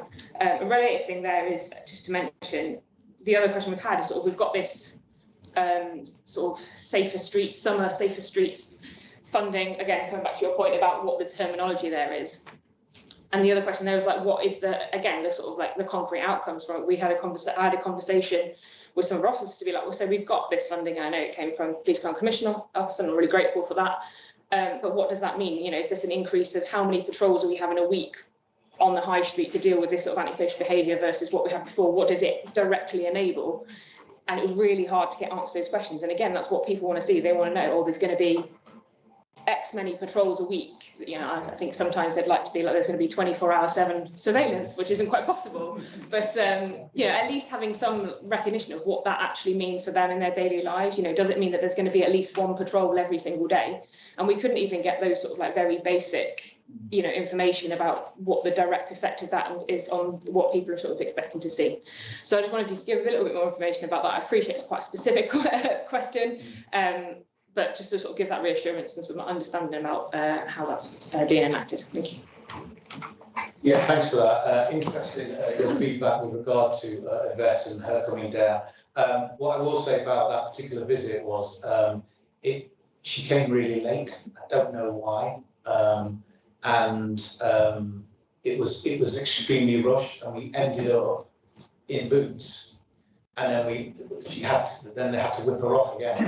I don't know why. I can't tell you the underlying details of that. But what I will say to you is that one of the things that I've introduced into part of our sort of plan is that when we do walkabouts, it is with the councillors, it is with local partners, it is with the Chief Constable. And that is one of the things that I'm really quite keen to demonstrate, so that again everyone has access to them and can ask those questions, and we can talk to local residents to find out exactly what's happening. So in terms of what you're describing, I understand your frustration. I was frustrated, but when Yvette comes down, or the Home Secretary comes down, everything's down to her timetable. And whilst I'm thinking to myself, well, you could spend a bit longer, you know, quite often that's just not feasible. So I can't answer why she wasn't there longer. I can't answer to you why she was late, because ideally that would have been a longer visit. She would have spoken to more residents. So disappointing in that respect, I get it. However, it did highlight the fact that we've got safer streets, which is clearly what she wanted to do and the government wanted to do. We've got the Safer Streets Initiative. The challenge I have is there is no funding for it, so therefore I have to piece together the best I can and ask my partners to come forward and contribute to it in their way. So it is extremely frustrating. I get it, but when I do a walk around, or when Angela does a walk around, I hope you see a marked difference in that walk around. And there's real access to real people who are local and actually have a say in the local area, rather than the national sort of thing of the Home Secretary is coming. So in that respect, I think we're doing really well with the walk arounds, and we are getting about and getting a feel for things. But the next time we have a national campaign, in the sense of somebody coming from the Home Office, then I will try and make sure, as best as I possibly can, that they do get to talk to the people and touch the real world as it is. Yeah, I understand what you're saying. Thank you. I'm conscious of time, so I'm going to be swift and move on.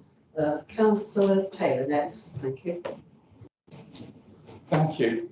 First of all, can I thank you for the comments about the e-scooters? That is very welcome. Can you make sure it includes Newark and not just Nottingham, please? That's the add-on bit. But the main bit is regarding page 56, protecting vulnerable people from harm and keeping communities safe. I can share with you a third generation immigrant whose grandfather came into Britain, was speaking to me very recently and saying she is scared now with the rhetoric and the issues that are going on about asylum seekers and refugees. We've got two extreme right-wing MPs in Nottinghamshire. We've had one of them coming out with comments and a photo with his 3 children, 3 girls. Madam Chair? Yes, Point of order. I was just about to interject. Is that appropriate? We're holding the Commissioner to account. Yes, it is. If I can just get to the point that I want to raise. I object to the far right MPs, Madam Chair.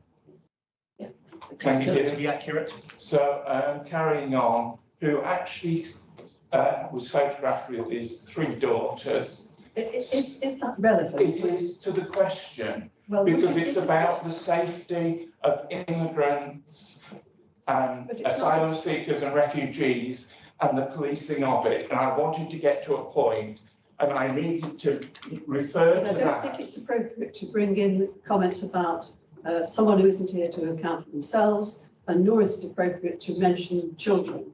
We're not here for that. We're here to hold the Commissioner to account. I think you could phrase whatever it is you want to phrase without casting aspersions on any political person who's not here to make any comment. So moving on slightly, making reference to children not being safe in this country as a result of people from backward countries being allowed into Britain. That was one comment. Another thing was the flying of our national flags on lampposts and frightening people, the MP trying to take over,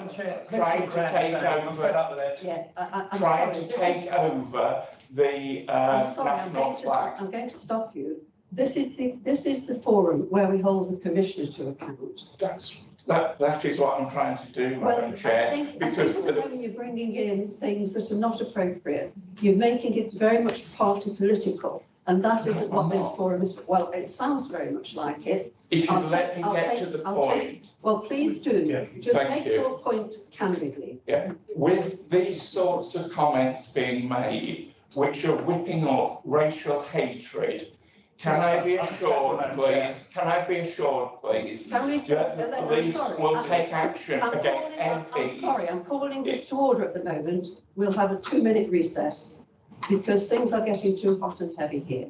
This is not what this forum is around. So let's just take a moment or two. If you've a point you wish to make, please make it without making any references to people who are not here, that's party political, that's inflammatory, and is not appropriate in this forum. I will take advice if I'm speaking out of order. Yeah, can we pause the broadcast for just a moment?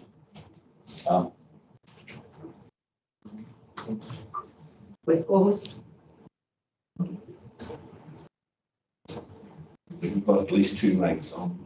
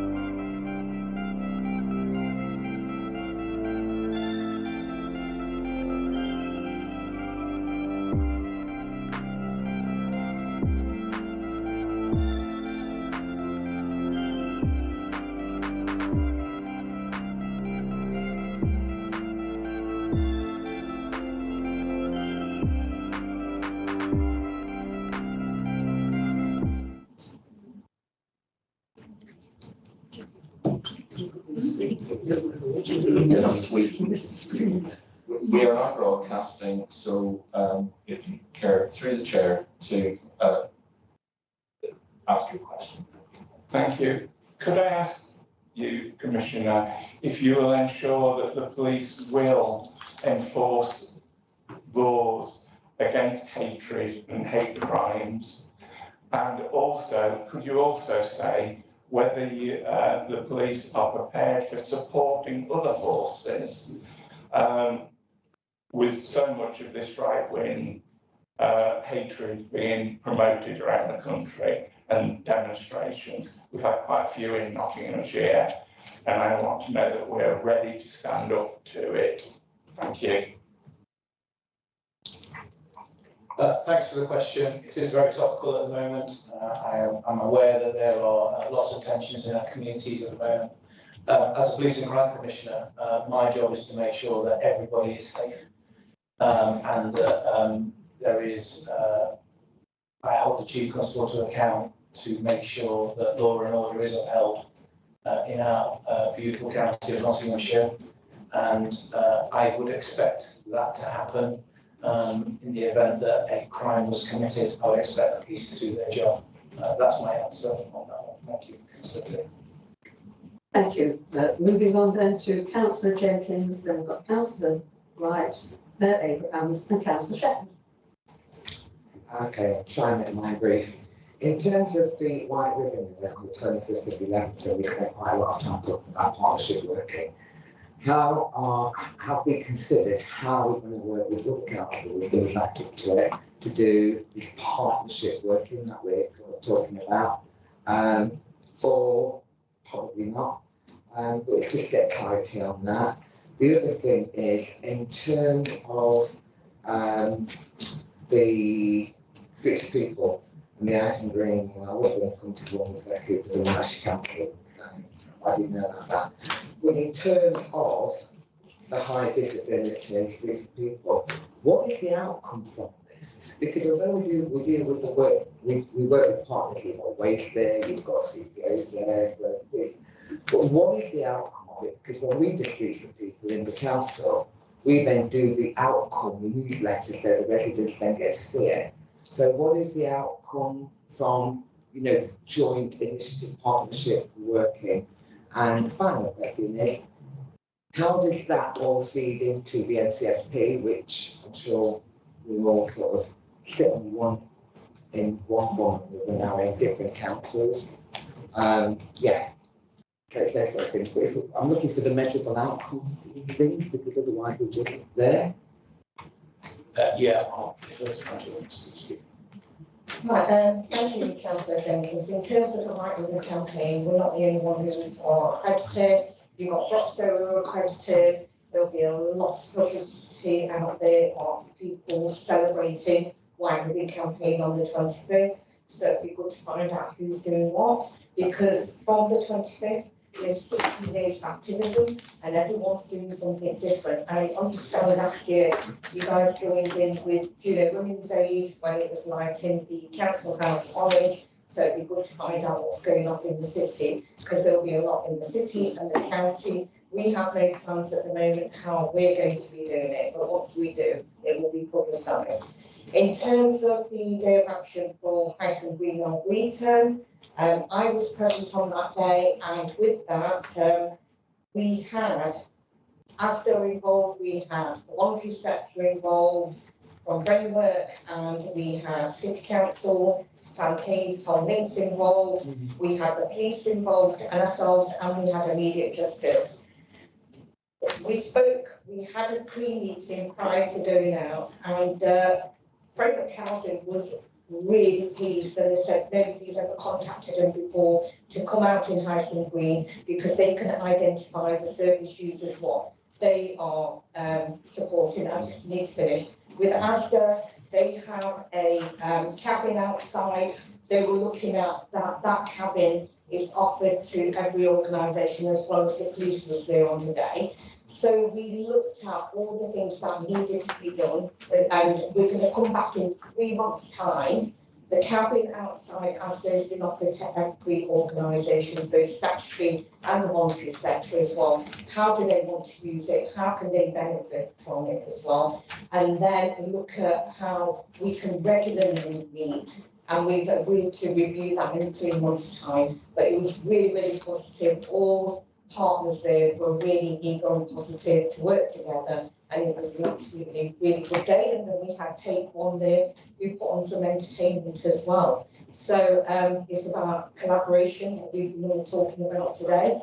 And that was the first time we've done that. And it's really positive. And it's how collectively, with all organisations involved, how do we roll that out to other areas as well? And that's what we're keen to do. Work in partnership with everyone, the local authorities, the police and the voluntary sector, and roll out that same day of actions elsewhere. Can I just, I'm not disputing that. I know how the day of action work and City Council does it quite regularly.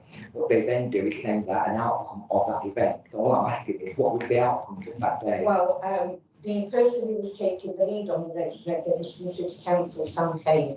So I think we need to chase him on that as well. Yeah. Can I just bring Michelle in? She might be able to say. Yes, Chair, very briefly, I'm conscious of time, but it also answers Councillor Bunn's question around outcomes and results from the Safer Streets Summer Initiative and all other things. So what the Commissioner has done through the Safer Streets campaign is brought together hotspot action fund activity from local policing teams with partners, CSB work, situational crime prevention funding and activity in different localities, and the Safer Streets Summer campaign. And there are 2 delivery groups that's monitoring the information that's fed back to the Home Office in relation to all of that activity and the spend. One in the city, one in the county. The one in the city is chaired by your Strategic Director, Councillor Jenkins, Colin Wilderspin. So he is in charge of all of that monitoring information that's then fed to the PCC, so he can be briefing you. But if not, we can circulate information for all panel members as a result of those delivery groups. Ultimately, that will come to the PCC strategic board across the whole of Nottinghamshire for the city and county. But I think the point you make is around information out to the public as well as to partners, and that will feature in the Commissioner's newsletters moving forward and on the website. Thank you. Thank you. Thank you. Councillor Wright. Thank you. Thank you, Madam Chair. Another one for the Deputy Commissioner, if I may, Fathers Against Women and Girls. I'm delighted to hear it's going so well and very happy to help with that kind of initiative. I think it's very important that men speak up in this. It's not just a woman's issue.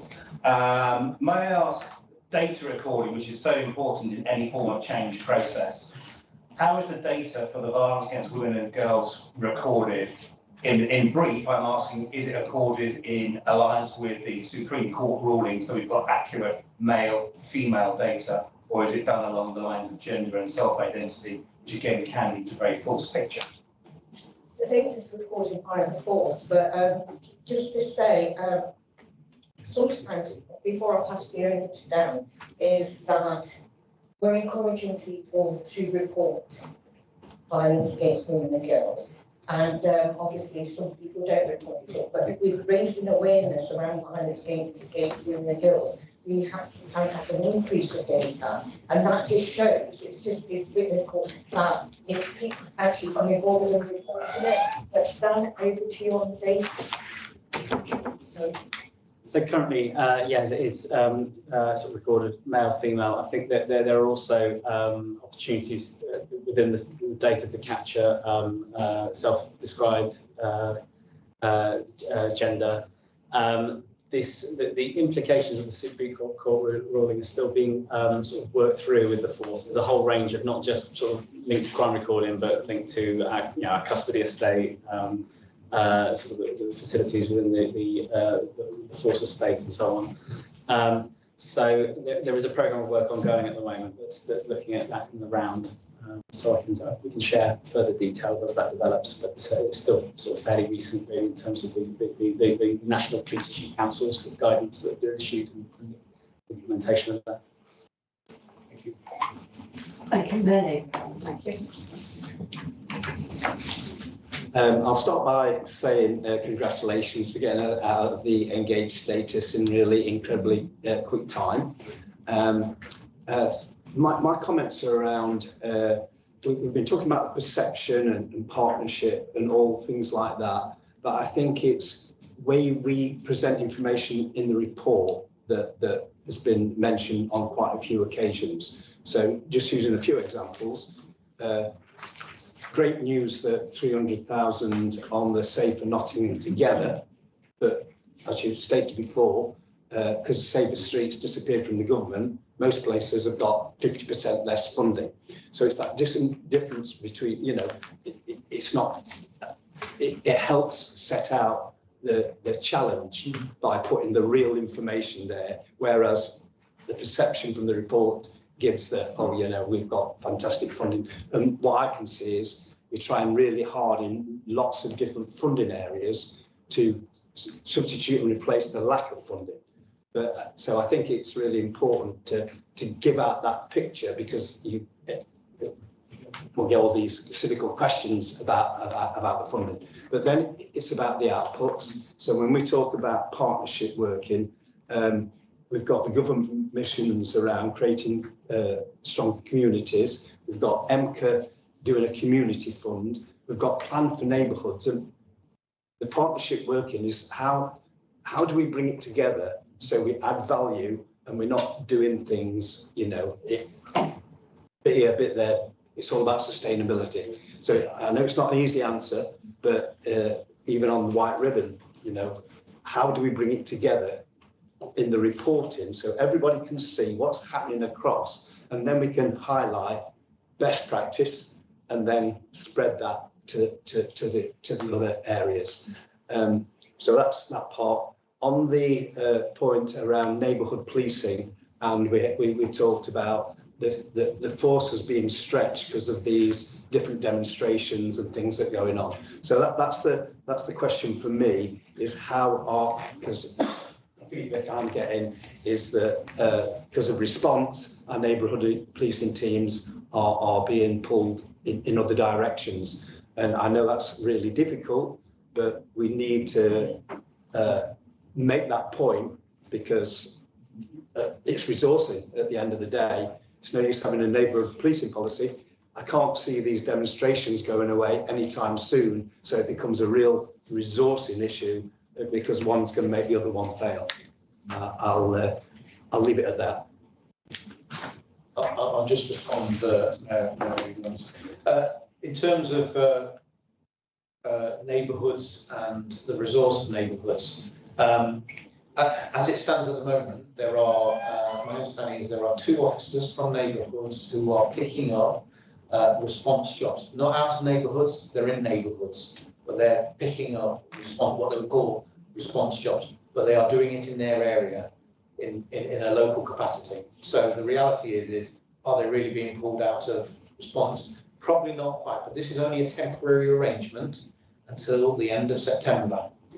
Because of the busy times. So in theory, what should happen then is they should go directly back to response. The way that it's recorded is being addressed as well. They're going to put a system in place so that it's not officers who are talking about abstractions.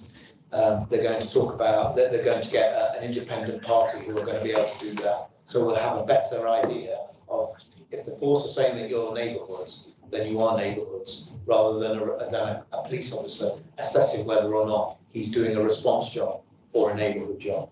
So it's a bit complicated, because there is this a bit of an overlap at the moment where they've done it to help the resource on response. So I hear the same thing when I go and talk to the officers.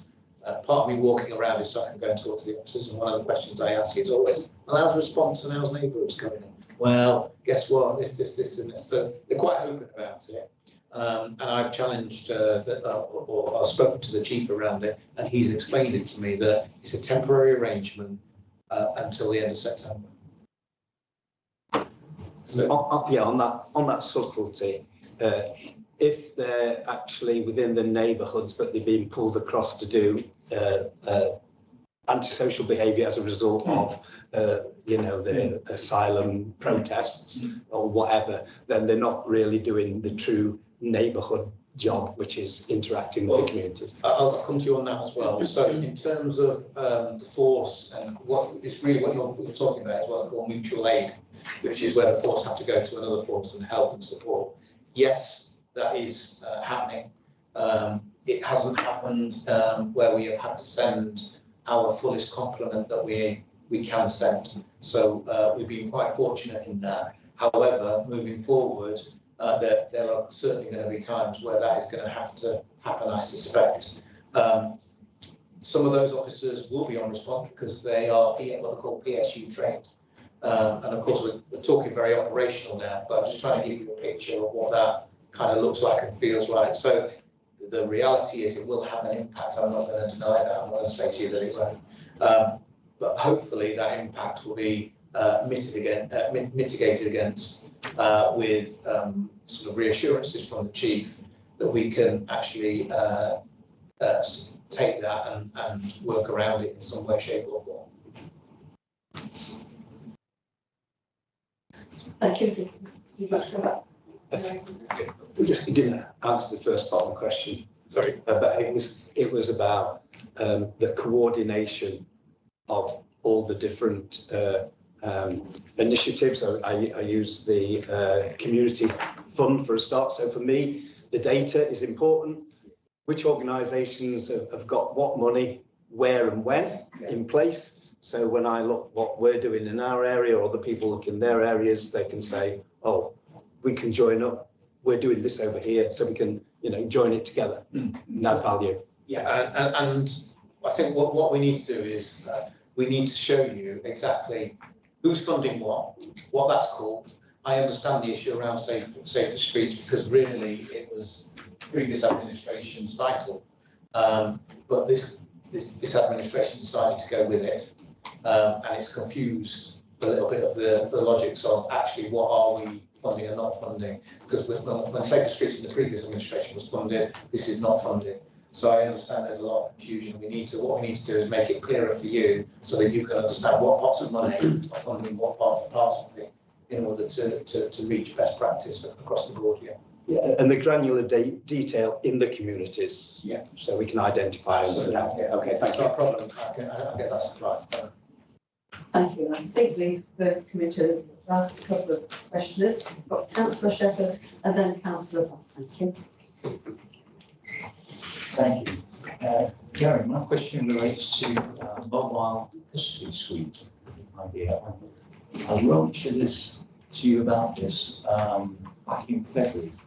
Every year we have an annual scrutiny review of the Community Safety Partnership, and frequently members have expressed concern about officers being taken out the front line where they arrest somebody saying workshop Saturday night. They have to take them to the custody suite Mansfield, and they're probably out for a couple of hours. That's 2 officers. There are not many in workshop anyway. But so they, as chair of OGU, I was tasked to write you a letter about this to consider this, and I didn't get a response. So we did send a reminder. I'm not sure we've got the right email address somewhere, but I'm taking this opportunity to ask that question now. Whether you have a look at that letter and respond in writing to the committee.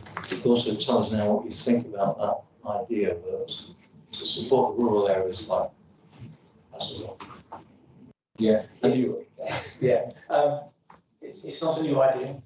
It's been touted around for many, many years. Custody Suite closed in 2011 in Worksop. Just to give you some sort of indication as to probably why that happened, in the whole of the county, this is figures from 2011, so it will have changed a little bit, but just to give you some perspective, 37,672 places were filled in terms of our custody suites across the county and the city put together. 87% of that was in Mansfield and the Bridewell. So it's a very, very small percentage that was obviously in New Worksop area, because I know New Worksop is the same issue that I understand.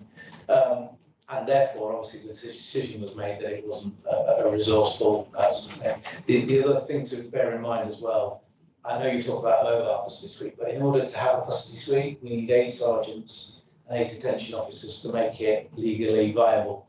So that's heavy on resource. What a mobile one would look like, I'm not quite sure. I don't think that work's being done.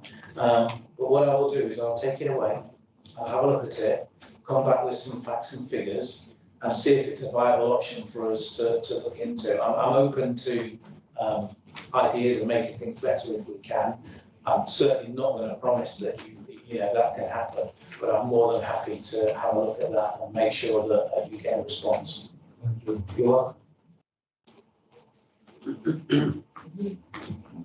Thank you. Well, if no more questions on that, thank you very much for that, Commissioner. Can we move then to the performance update? I'm mindful of time, so if you can be brief, thank you. Brief.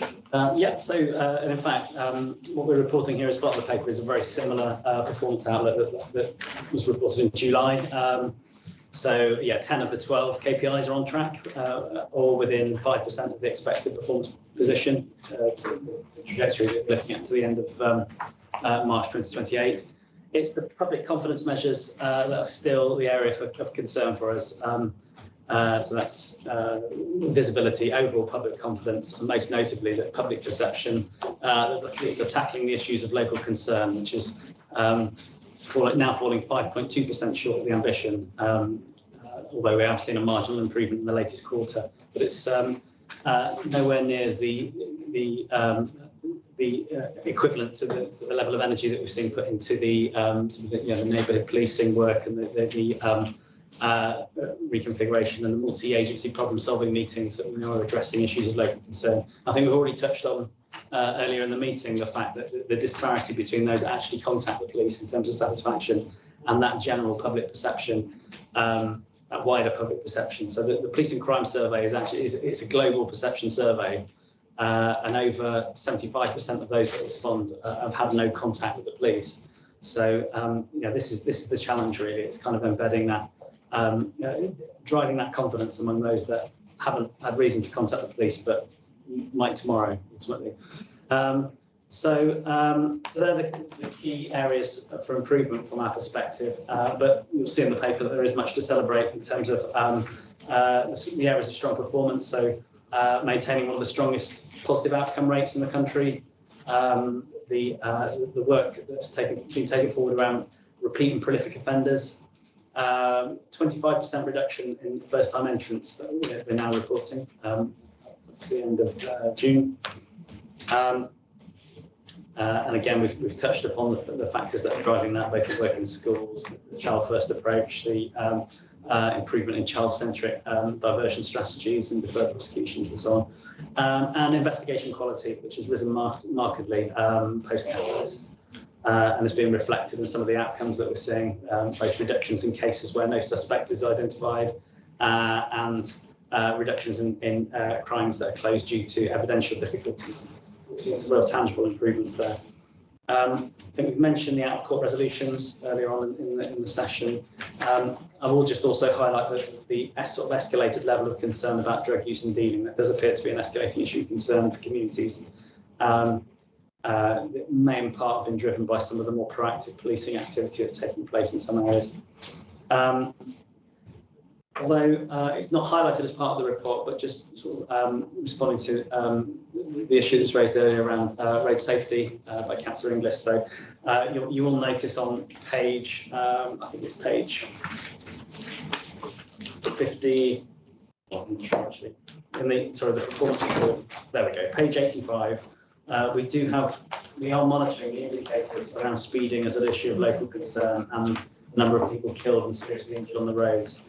And while we have seen a marked increase in public perception, the killed and seriously injured figure at force level has remained relatively stable. So if there's a different picture emerging in the county, because this looks at the whole force-wide picture, then I'd be very interested to sort of better understand that really. So we're happy to kind of pick that up outside the meeting and look into it in much more detail. But I think that's partly the reason that this hadn't triggered as an issue of concern as part of the main performance report. It's a force level. We've not seen that level of increase. I think that's probably all I had to say on the overall performance report. Thank you very much. I've got 2 or 3 people who highlighted that they'd like to ask questions. I think Councillor Taylor was the first one. Thank you, Councillor. Thank you. Regarding the stop and search element of this, could I ask why we've got such a low percentage that are. Sorry, I think you're on to the next item, actually. That's not captured in the performance report. Yeah, sorry. Okay.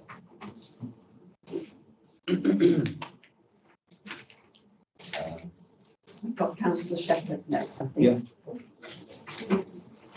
Thank you. At 4.5 on page 25, there's something about operational legacy, and I wonder if you could tell me a bit more about how that works. And on the face of it, that sounds like it's good news is being extended to your itself. Yeah, so this is one of a number of initiatives that's been sort of designed to look at those that don't necessarily trigger for the IOM cohort of higher harm offenders. So it's the more complex, chaotic, your retail offenders, your predictive offenders that, while don't create a high level of harm, are having a significant impact on demand and that repeat sort of cycle of reoffending and repeat service demand. So there's been, yes, this operation in, to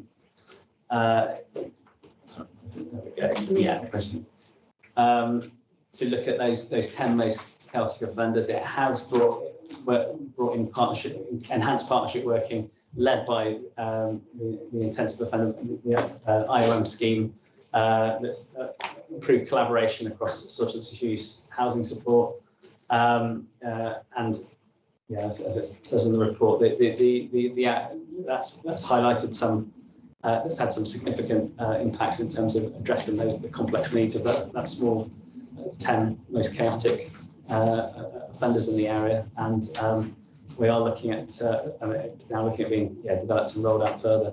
I can supply further details outside the meeting in terms of the volumes of reductions in reoffending. The partners that have been involved, but yeah, I could just you could do that, please. Yeah, a bit more detail about how that's working in workshops. Thank you. So I'm going to start to that just quickly, just so you understand that. So the IOM are a team that manage prolific offenders and make sure that their wings are clipped. Let's put it that way, in a way that is conducive to their lifestyle and also the community. So it's a team that works independently to try and deliver results with them. Thank you. I've got Presley Delby, then I've got Councillor Blunt, and then Abraham, and I'll pick up. Thank you. My questions relate to the resource level. Looking at figures in the last 12 months, the officer's strength looks down. The special reduction is down by 14%, and sickness percentages are up. I mean, I would actually find it interesting if the sickness percentages could be divided between frontline staff and backline staff. That would be an interesting thing to look at for future meetings. And also the volunteers are considerably down. I wonder if you could have your observations around all these figures. My observations are that I think there's more work that needs to be done, particularly with special constables, and we really need to open the door and recruit more and get that in. I think we can do that without it affecting some of our budgets. It's a way of obviously gaining interest in getting voluntary services. So I take on board the point. Thank you for highlighting it. It's not missed on me, and funny enough, I was talking to the chief about it this morning, looking at ways on how we can potentially increase in some of those areas. If I can just follow that up, in past meetings, it has been the training capacity that's been mooted as an issue, and it's regularly mooted as an issue. So I wondered what's being done to resolve the training capacity. Well, the reality is this, is that I think in terms of our budgets and the way that we spend money, looking forward, it's going to be increasingly difficult to recruit more people to do that work. So we have to work in the guise of the shape of what we've got and how we deliver more efficient and better sort of services within the police. And a conversation is being had at the moment in part of my accountability with regard to HR and what does the workforce look like going forward. So they're just undergoing a bit of a review so they can give us information and tell us what does this look like in 5 years' time and where do we need to be. So hopefully there'll be a short-term, medium-term and long-term plan on how we're going to recruit more people, how we're going to sustain that recruitment and make sure we deliver the services. So it'll be interesting to have details about turnover and the sickness absence. Yeah, absolutely. I'll be interested as well. Thank you. Thanks for that. Thank you, Councillor Bonnet, thank you. Thank you. We've got two questions that I want to raise. The first one is just to go back to that point that was just made around Operation Legacy and the work being done there. And I wondered if it's something that comes up a lot with sort of in our area. We've got a lot of sort of low level but prolific offenders, and they do have a really big community impact. And just because of sort of, I understand there wasn't that much information that could be given there, whether maybe a report could come to a previous meeting, a future meeting to give us a bit more information about that. Because I do think, you know, building on the point made by the other member, that I think that is something that would be of interest to a lot of areas across the county to see if what can be learned from that to roll out and address this elsewhere. It's something we found really problematic to find best practice on locally. So it's really exciting to hear about this. It's the first I've actually heard about this, but also, like I say, to see how we can learn from that. So hopefully other members are happy with me making that request, but it'd be really good to hear more about that. Mark. Can I just answer that question? Yeah, sure. Yes, absolutely. And in fact, Nottinghamshire was one of a handful of areas that were selected by the APCC and Home Office last week for Dan and I to be on a call where good practice around prolific offenders, citing operations and initiatives like Operation Legacy was chosen. So we're sharing good practice nationally, not just across the county. So no, we can produce that, and we're also reinvigorating and reducing the reoffending board that reports up to the Commissioner's local criminal justice board under the leadership of probation, because we felt it should be led and driven by probation service. So that's going to start in the autumn as well.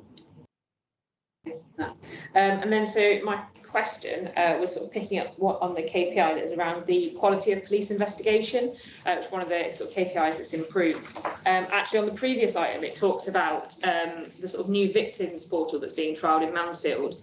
And my question was sort of, can we have some assurance that this KPI on the quality of police investigation isn't going to go down as we move towards sort of more online methods, to make sure that we have some assurance that this victims portal will supplement and not replace face-to-face contact between the force and with victims of crime. Had an incident recently from a member of Broxton who was actually assaulted, and they then made the initial report at the time of the incident, and then they contacted me because they were like, there's been no follow-up, there was no like full statement taken. They were concerned, so they were told, well, once we identify a suspect, we'll come back to you for a full statement. But they were like, well, I've got more information since, what do I do?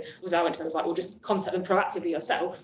But they got an email saying there's nothing further for you to do, the case is closed. So it's just sort of a communication issue there when stuff shifts over. And I think that can get a little bit lost when you move away from sort of more of the face-to-face contact. I know it's really important to prioritise police officers' time. They were very busy, and there's, you know, I'll talk about, say, the reduction in crime, but there does seem to be a lot for them to do still. But it's just making sure, let's say, that process is being followed, and that sort of understanding communication. If we are reducing the face-to-face, that making sure it's clear, and so people that aren't frequently engaging with police still understand what those terms mean and what they need to do in the follow-up thing, and what role they can take, and that's still being kept through that process.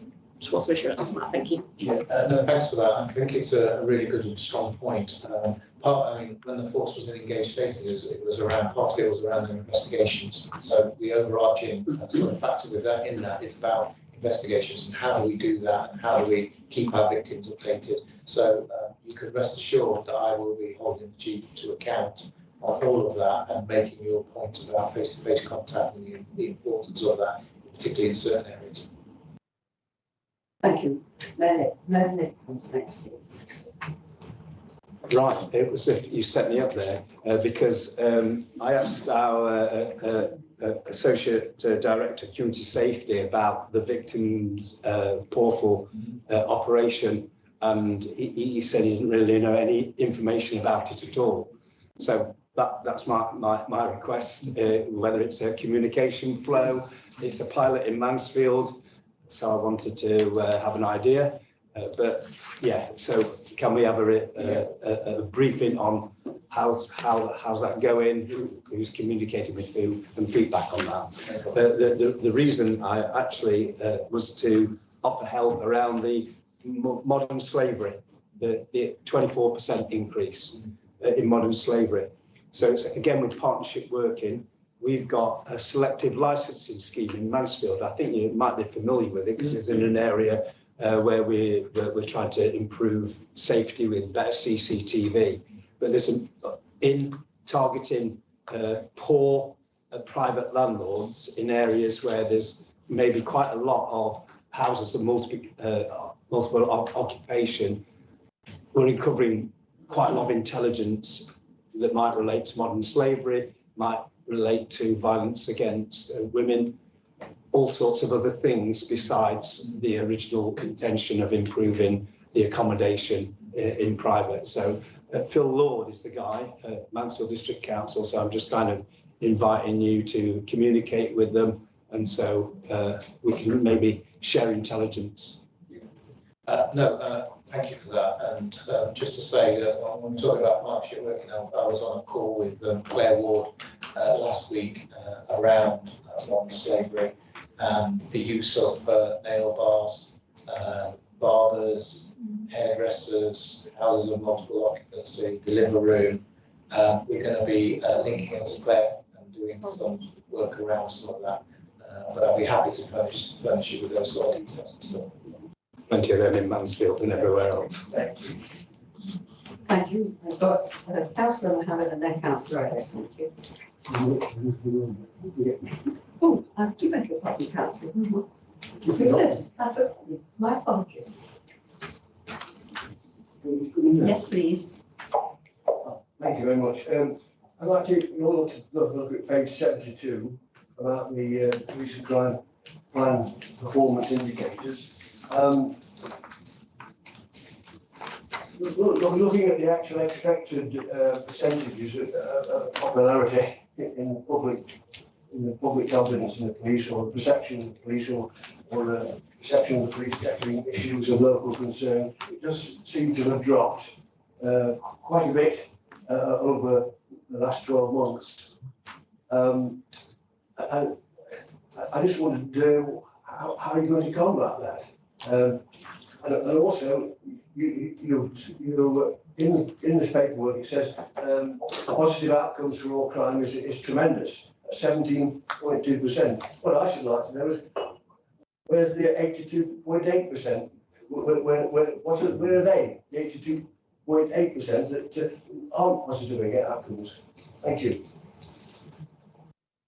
It's an interesting thing that you highlight. I think the first thing is that this is what I call a moving picture, and the reality of it is that these figures will go up and they will go down. I hope, and I'm hoping that, like I said to you earlier on, lots of police is pointing in the right direction to really challenge some of these figures and make sure that we are on the right side of them, and that you see a vast improvement.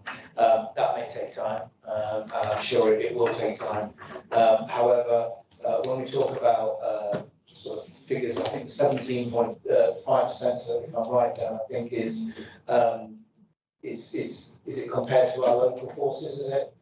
It's strong compared to both the regional and the national picture. So that, whilst I understand what you're saying, that figure is very high compared to other police forces. So it shows you. Well, what's happened to the 82% of the people? I think it shows. Are they just sort of? No, not at all. I don't think so. I think it shows you the challenge of policing and how it's really difficult, isn't it, to get outcomes regardless of what resources we put in. And the reality is that we are particularly high in that area. So in theory, we're quite efficient, believe it or not. But the point you make of the obviously 80% that are remaining, I suppose, yeah, you're right. We should be looking at that figure and eyeing up that figure and saying, how can we improve it? So hopefully, over time, it will improve and will become even better. Thank you very much. I can't see from the sun, I'm sorry. Councillor Mohammed and then Councillor Ellis, thank you. Thank you, Chair. Thank you, Commissioner. My question is regarding the pay time that's mentioned on page 77, section 6.1. I'm really interested, Chair, in the Commissioner's understanding and assessment of this, in the sense that in the report it says hate crime and hate incidences have gone up by 44%, and he provides some context to that. And I think Councillor Taylor was alluding, probably isn't alluding, he goes a lot stronger on the weaponisation of hate against protected characteristics and the intersectionality of that for policing, in the sense, very same victims of hate crime are the very ones that also have the lowest confidence in policing. They see themselves as both under-policed in terms of positive outcomes and over-policed in the sense of stop and search would be an example for one group. And even the intersectionality, as you mentioned in your report, that police officers have received some of the largest amounts of hate incidents and hate crimes against them. And we've seen those awful videos in social media with police officers of protected characteristics, in particular, being attacked on the streets of this city and county. And I really want to understand that from our perspective as a city, this is going to be a growing issue. It has been weaponised. And how does this have any possible ramifications in terms of your policing plan, your strategy, resourcing, partnership working, etc.? Yeah. There's a lot of questions in the question. Yeah, I'll try and answer it. Obviously, I'm painfully aware of this, I suppose the reality of this is it's very much a moving picture. So when we had the first disorders here in Nottinghamshire, I spoke to predominantly the Muslim community, and they came to me and they says, Commissioner, what are you doing about it? What are you doing about it? I'm really concerned. And the initial figures that I had in terms of reporting hate crime at that time, and you'd think it was extremely high, was that there were only 13% was the figure, and they nearly fell off the chairs. And nationally, I think it was even less. It was really, really low. Now, I believe that's because they don't have confidence to report it, or they're feeling disconnected with the police, because there must have been higher figures than that. So for me, at the moment, we are in a stage where I've already explained to you that we are got PSU that will go and support other areas in terms of disorders that we have. And that doesn't mean to say that we're not looking after our own garden. And the reality is that we are going to, as a community, and as I've spoken to you already, really have to look at our cohesion. And what are we doing about our community cohesion? And that's linking in with you, the City Council, it's linking in with all of our partners, because this is not a one-size-fits-all. The reality of the police is, guess what? They come when it's all gone horribly wrong and have to deal with the situation from them. But in between that, we should be working now with our communities. We are already in a situation where heightened tensions are there. Everybody knew this was going to happen, and it's about what are we going to do? Because I think, personally, we're a little bit late to the game, and we need to sharpen it up. And that's from your perspective as a City Councillor, my perspective as a Police and Crime Commissioner, and also our partners' perspective. But we really need to come together to make sure that our community cohesion is working in the background. Otherwise, what happened in Nottinghamshire and in Nottingham, the city specifically, will turn into a lot worse situation, as it did in other places in the country. We were very fortunate. We did have good community information, and I think that served as well. But I'm not sure that that's necessarily going to continue to do so, unless we really get out there amongst our communities and start really building confidence. I understand the issues around it and what is generating it, and I'm really sad to see some of it, to be fair, because it takes me back to my younger days when I've experienced certain things that a lot of people are experiencing now. So I think that I'm very much abreast of it. But I'm very much about let's get the partnerships together, let's have a real conversation about it, and let's do some action. And really, it is about action. We need to act. We don't need to talk about it. We need to act. That's what I am doing. Thank you. Thank you very much. I think Councillor Angus, did you want to comment on this? Just a quick clarification made from earlier. And thank you, Dan, for pointing out that data is within that report regarding the fatalities. I think on my report, these 2 pages do have an attraction to each other. I think I must have missed that data, so I apologise for that and withdraw that question about it not being there. Thank you. Thank you. Councillor, thank you. Thank you. I know, Commissioner, that you've long supported increasing neighbourhood policing. And the report highlights the 20% increase in neighbourhood officer strength over the previous 12 months. Looking at page 95, the officer strength hasn't increased.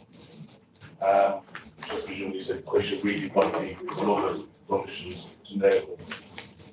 What have we lost? Are you happy that it's a sensible choice to say people from one place to go into the neighbourhood, please?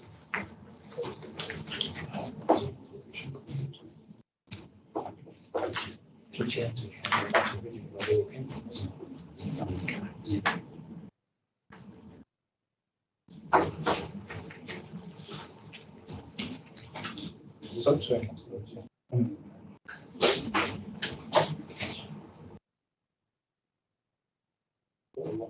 was from region.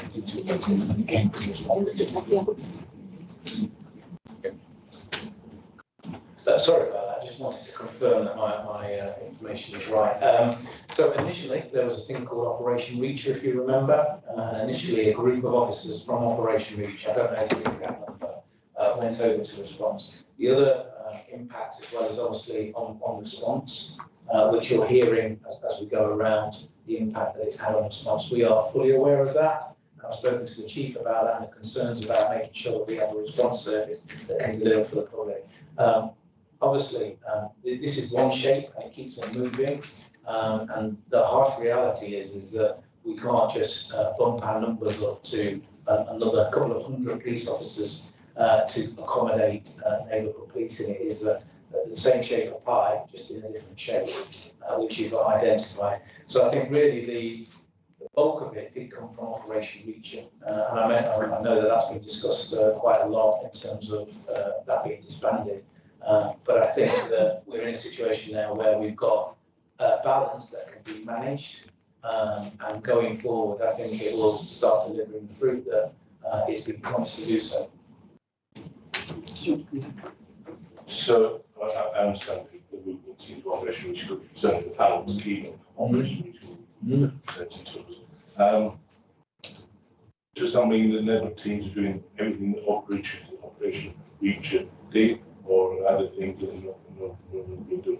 You might be able to tell us that. We realise, as I say, it's almost an operational question.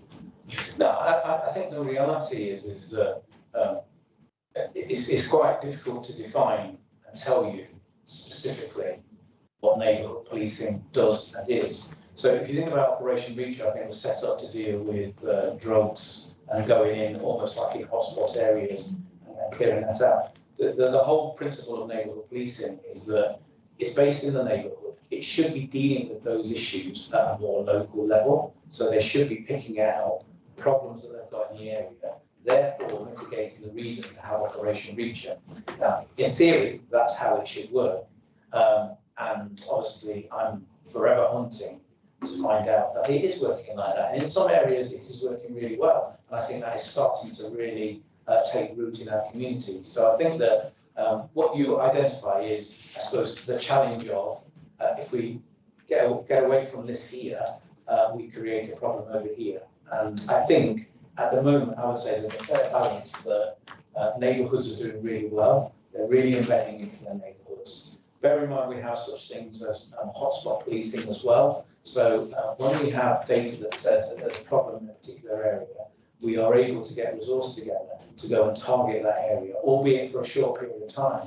but quite often very effective for policing in the sense of removing the individuals who are actually causing that problem. So I think it's about balance, but it's also about how we use other resources that Reacher didn't do. And my thoughts on the process is always, if they're in the neighbourhoods, they're in the best place to resolve local issues at a local level.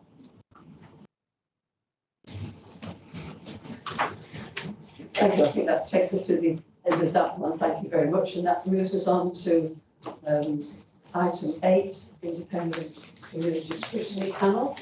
We have a report. I know that said Councillor Taylor wanted a question, and also Councillor Bonatti.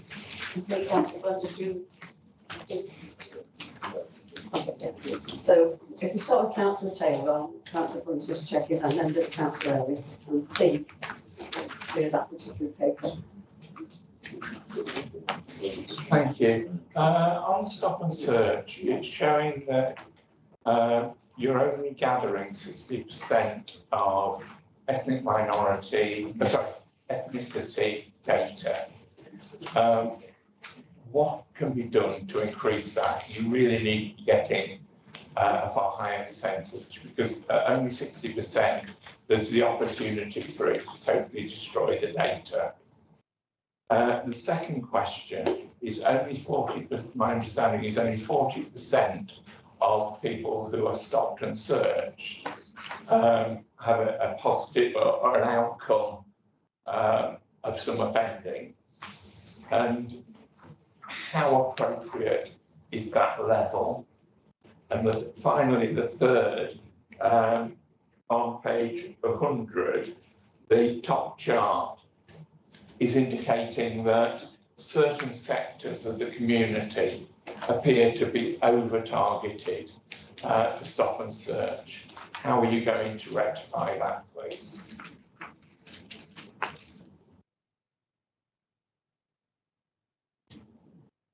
Do you want to take, sorry, Commissioner, do you want to take the other two questions on this paper? You can do, yeah. Yeah. Councillor Brown, do you want to give your comments, and then I'm mindful of time, and Councillor Ellis as well. Sure. So mine's a fairly quick question. It's in sort of 3.4 to 3.6. You outline sort of the approach being taken to the stop and search cases, and how that's like looking to sort of reduce the usage and make it proportionate. It was just sort of a question about whether there's been much, I think, like pushback from like people involved, how that's been a sort of approach to make sure it's done collegiately, and how are differences in are there differences of opinion between stakeholders, and so how are they being managed to make sure that this is being actioned and resolved as outlined by that approach. Thank you. Councillor Ellis. Thank you. Mine's a follow-up to Councillor Taylor's question. The disproportionality is obviously a big issue. Of course, has been a long issue. Issuing stop and search, as Councillor Taylor pointed out, that table indicates the white seems to be less likely to be stopped and searched, unfortunately. And the annual report from the panel itself, there's a table on ages, which seems to indicate that it can be between 18 and 24, or those between 18 and 24 represent a third of all stops and searches. So I just wondered whether you and the panel are happy that disproportionality is not an issue, and is part of it due to different age profiles of the different communities. Do you want to do that? Yeah.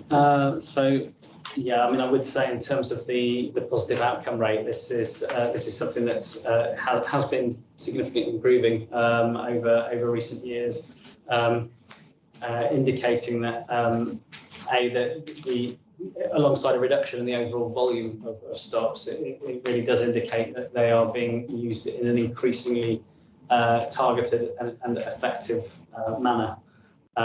So I think, just in the report, you'll see that the proportion of stops that resulted in a positive outcome, for example, has increased from 36% in the last year to 39.7%. So we do gain some confidence that we are seeing improvements in the way that those panels are being targeted. The disproportionality aspect has been a perennial issue and a national and an international issue linked to so many factors in terms of where we see some of the higher rates of crime and the purpose that I think you'll see the common reasons for stops being around bladed articles, offensive weapons, stolen goods. And there's a whole range of factors linked to kind of deprivation in the areas of highest need, where we do see some correlations by in terms of the demographic profile. We have seen, again, I can only talk about the long-term picture, but we have seen a marked reduction in disproportionality, certainly over the last decade. It's now around 2.2%. Sorry, 2.2 is the current stop and search paying disproportionality rate. And again, you'll see the breakdown there by different ethnic groups. But I think I would point this down to a positive direction of travel that we see. We're still nowhere near where we'd like to be, but we're certainly seeing year-on-year improvements. Yeah, thanks, Dan. Obviously, stop and search is always a contentious issue. The reality of stop and search is it is a useful tool for the police, and in circumstances where individuals carry weapons, is very, very useful to root them out. However, it is and has been known to be disproportionate in many different ways, not just age, but in ethnicity as well. And I think that what's really important is that things behind the scenes in terms of training of officers and how we train our officers is really important. And you'll know that, or you may well have heard that there is a race action plan, which is a national plan, which makes sure that all officers are trained in terms of diversity and understanding that diversity. One of the challenges we've got with the figures is that for some reason, there's a bit of seems to be a bit of a challenge in getting officers to ask for ethnicity, because you can do a recognised ethnicity or you can do a self-proclaimed ethnicity. And in order to maximise our figures in the data, you're absolutely right, Councillor Taylor, we need that to be as accurate as possible. So there is a superintendent in force who's doing some work around that in the hope that we can address that and minimise that to an absolute minimum. One of the pluses about stop and search now is obviously officers have a camera, and I know that they have to decide whether they turn that on or not, but we also have independent advisory group that look at our stop and searches and assess them randomly. So they just pick one and assess it, and hopefully they can advise and guide on the experience of that individual. So it is complex, it is around data as well. However, there is work being done to try and address some of the concerns that you have mentioned to me today. Yes. Thank you. You mentioned the independent panel who review, I think it's 5 cases. Is that anywhere near enough? And wouldn't it be better at 25 or 30 with cases reviewed rather than such a small number? Thank you. Yeah, there's credence in what you say, and I take it on board, and I will look into it. Thank you. There's no further questions. That takes us to the final. Sorry, Councillor Bond, you do not see an answer. As I say, I think it's been indirectly addressed by some of those comments about the review. So it's very interesting. Thank you. That takes us to the final item, item 9, the work programme. I think our own colleagues will speak to. Right, very briefly, conscious of time. We have the work programme in front of you.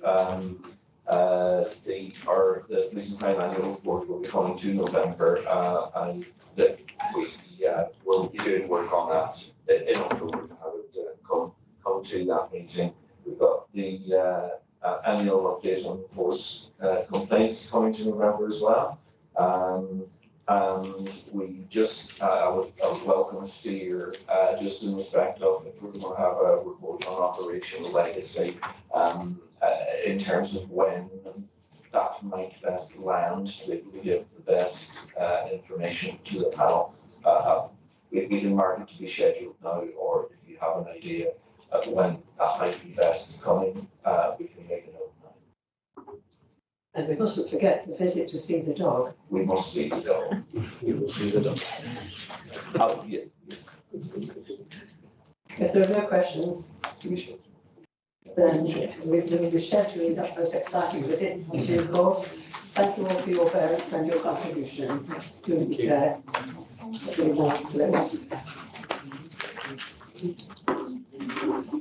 Stop progress.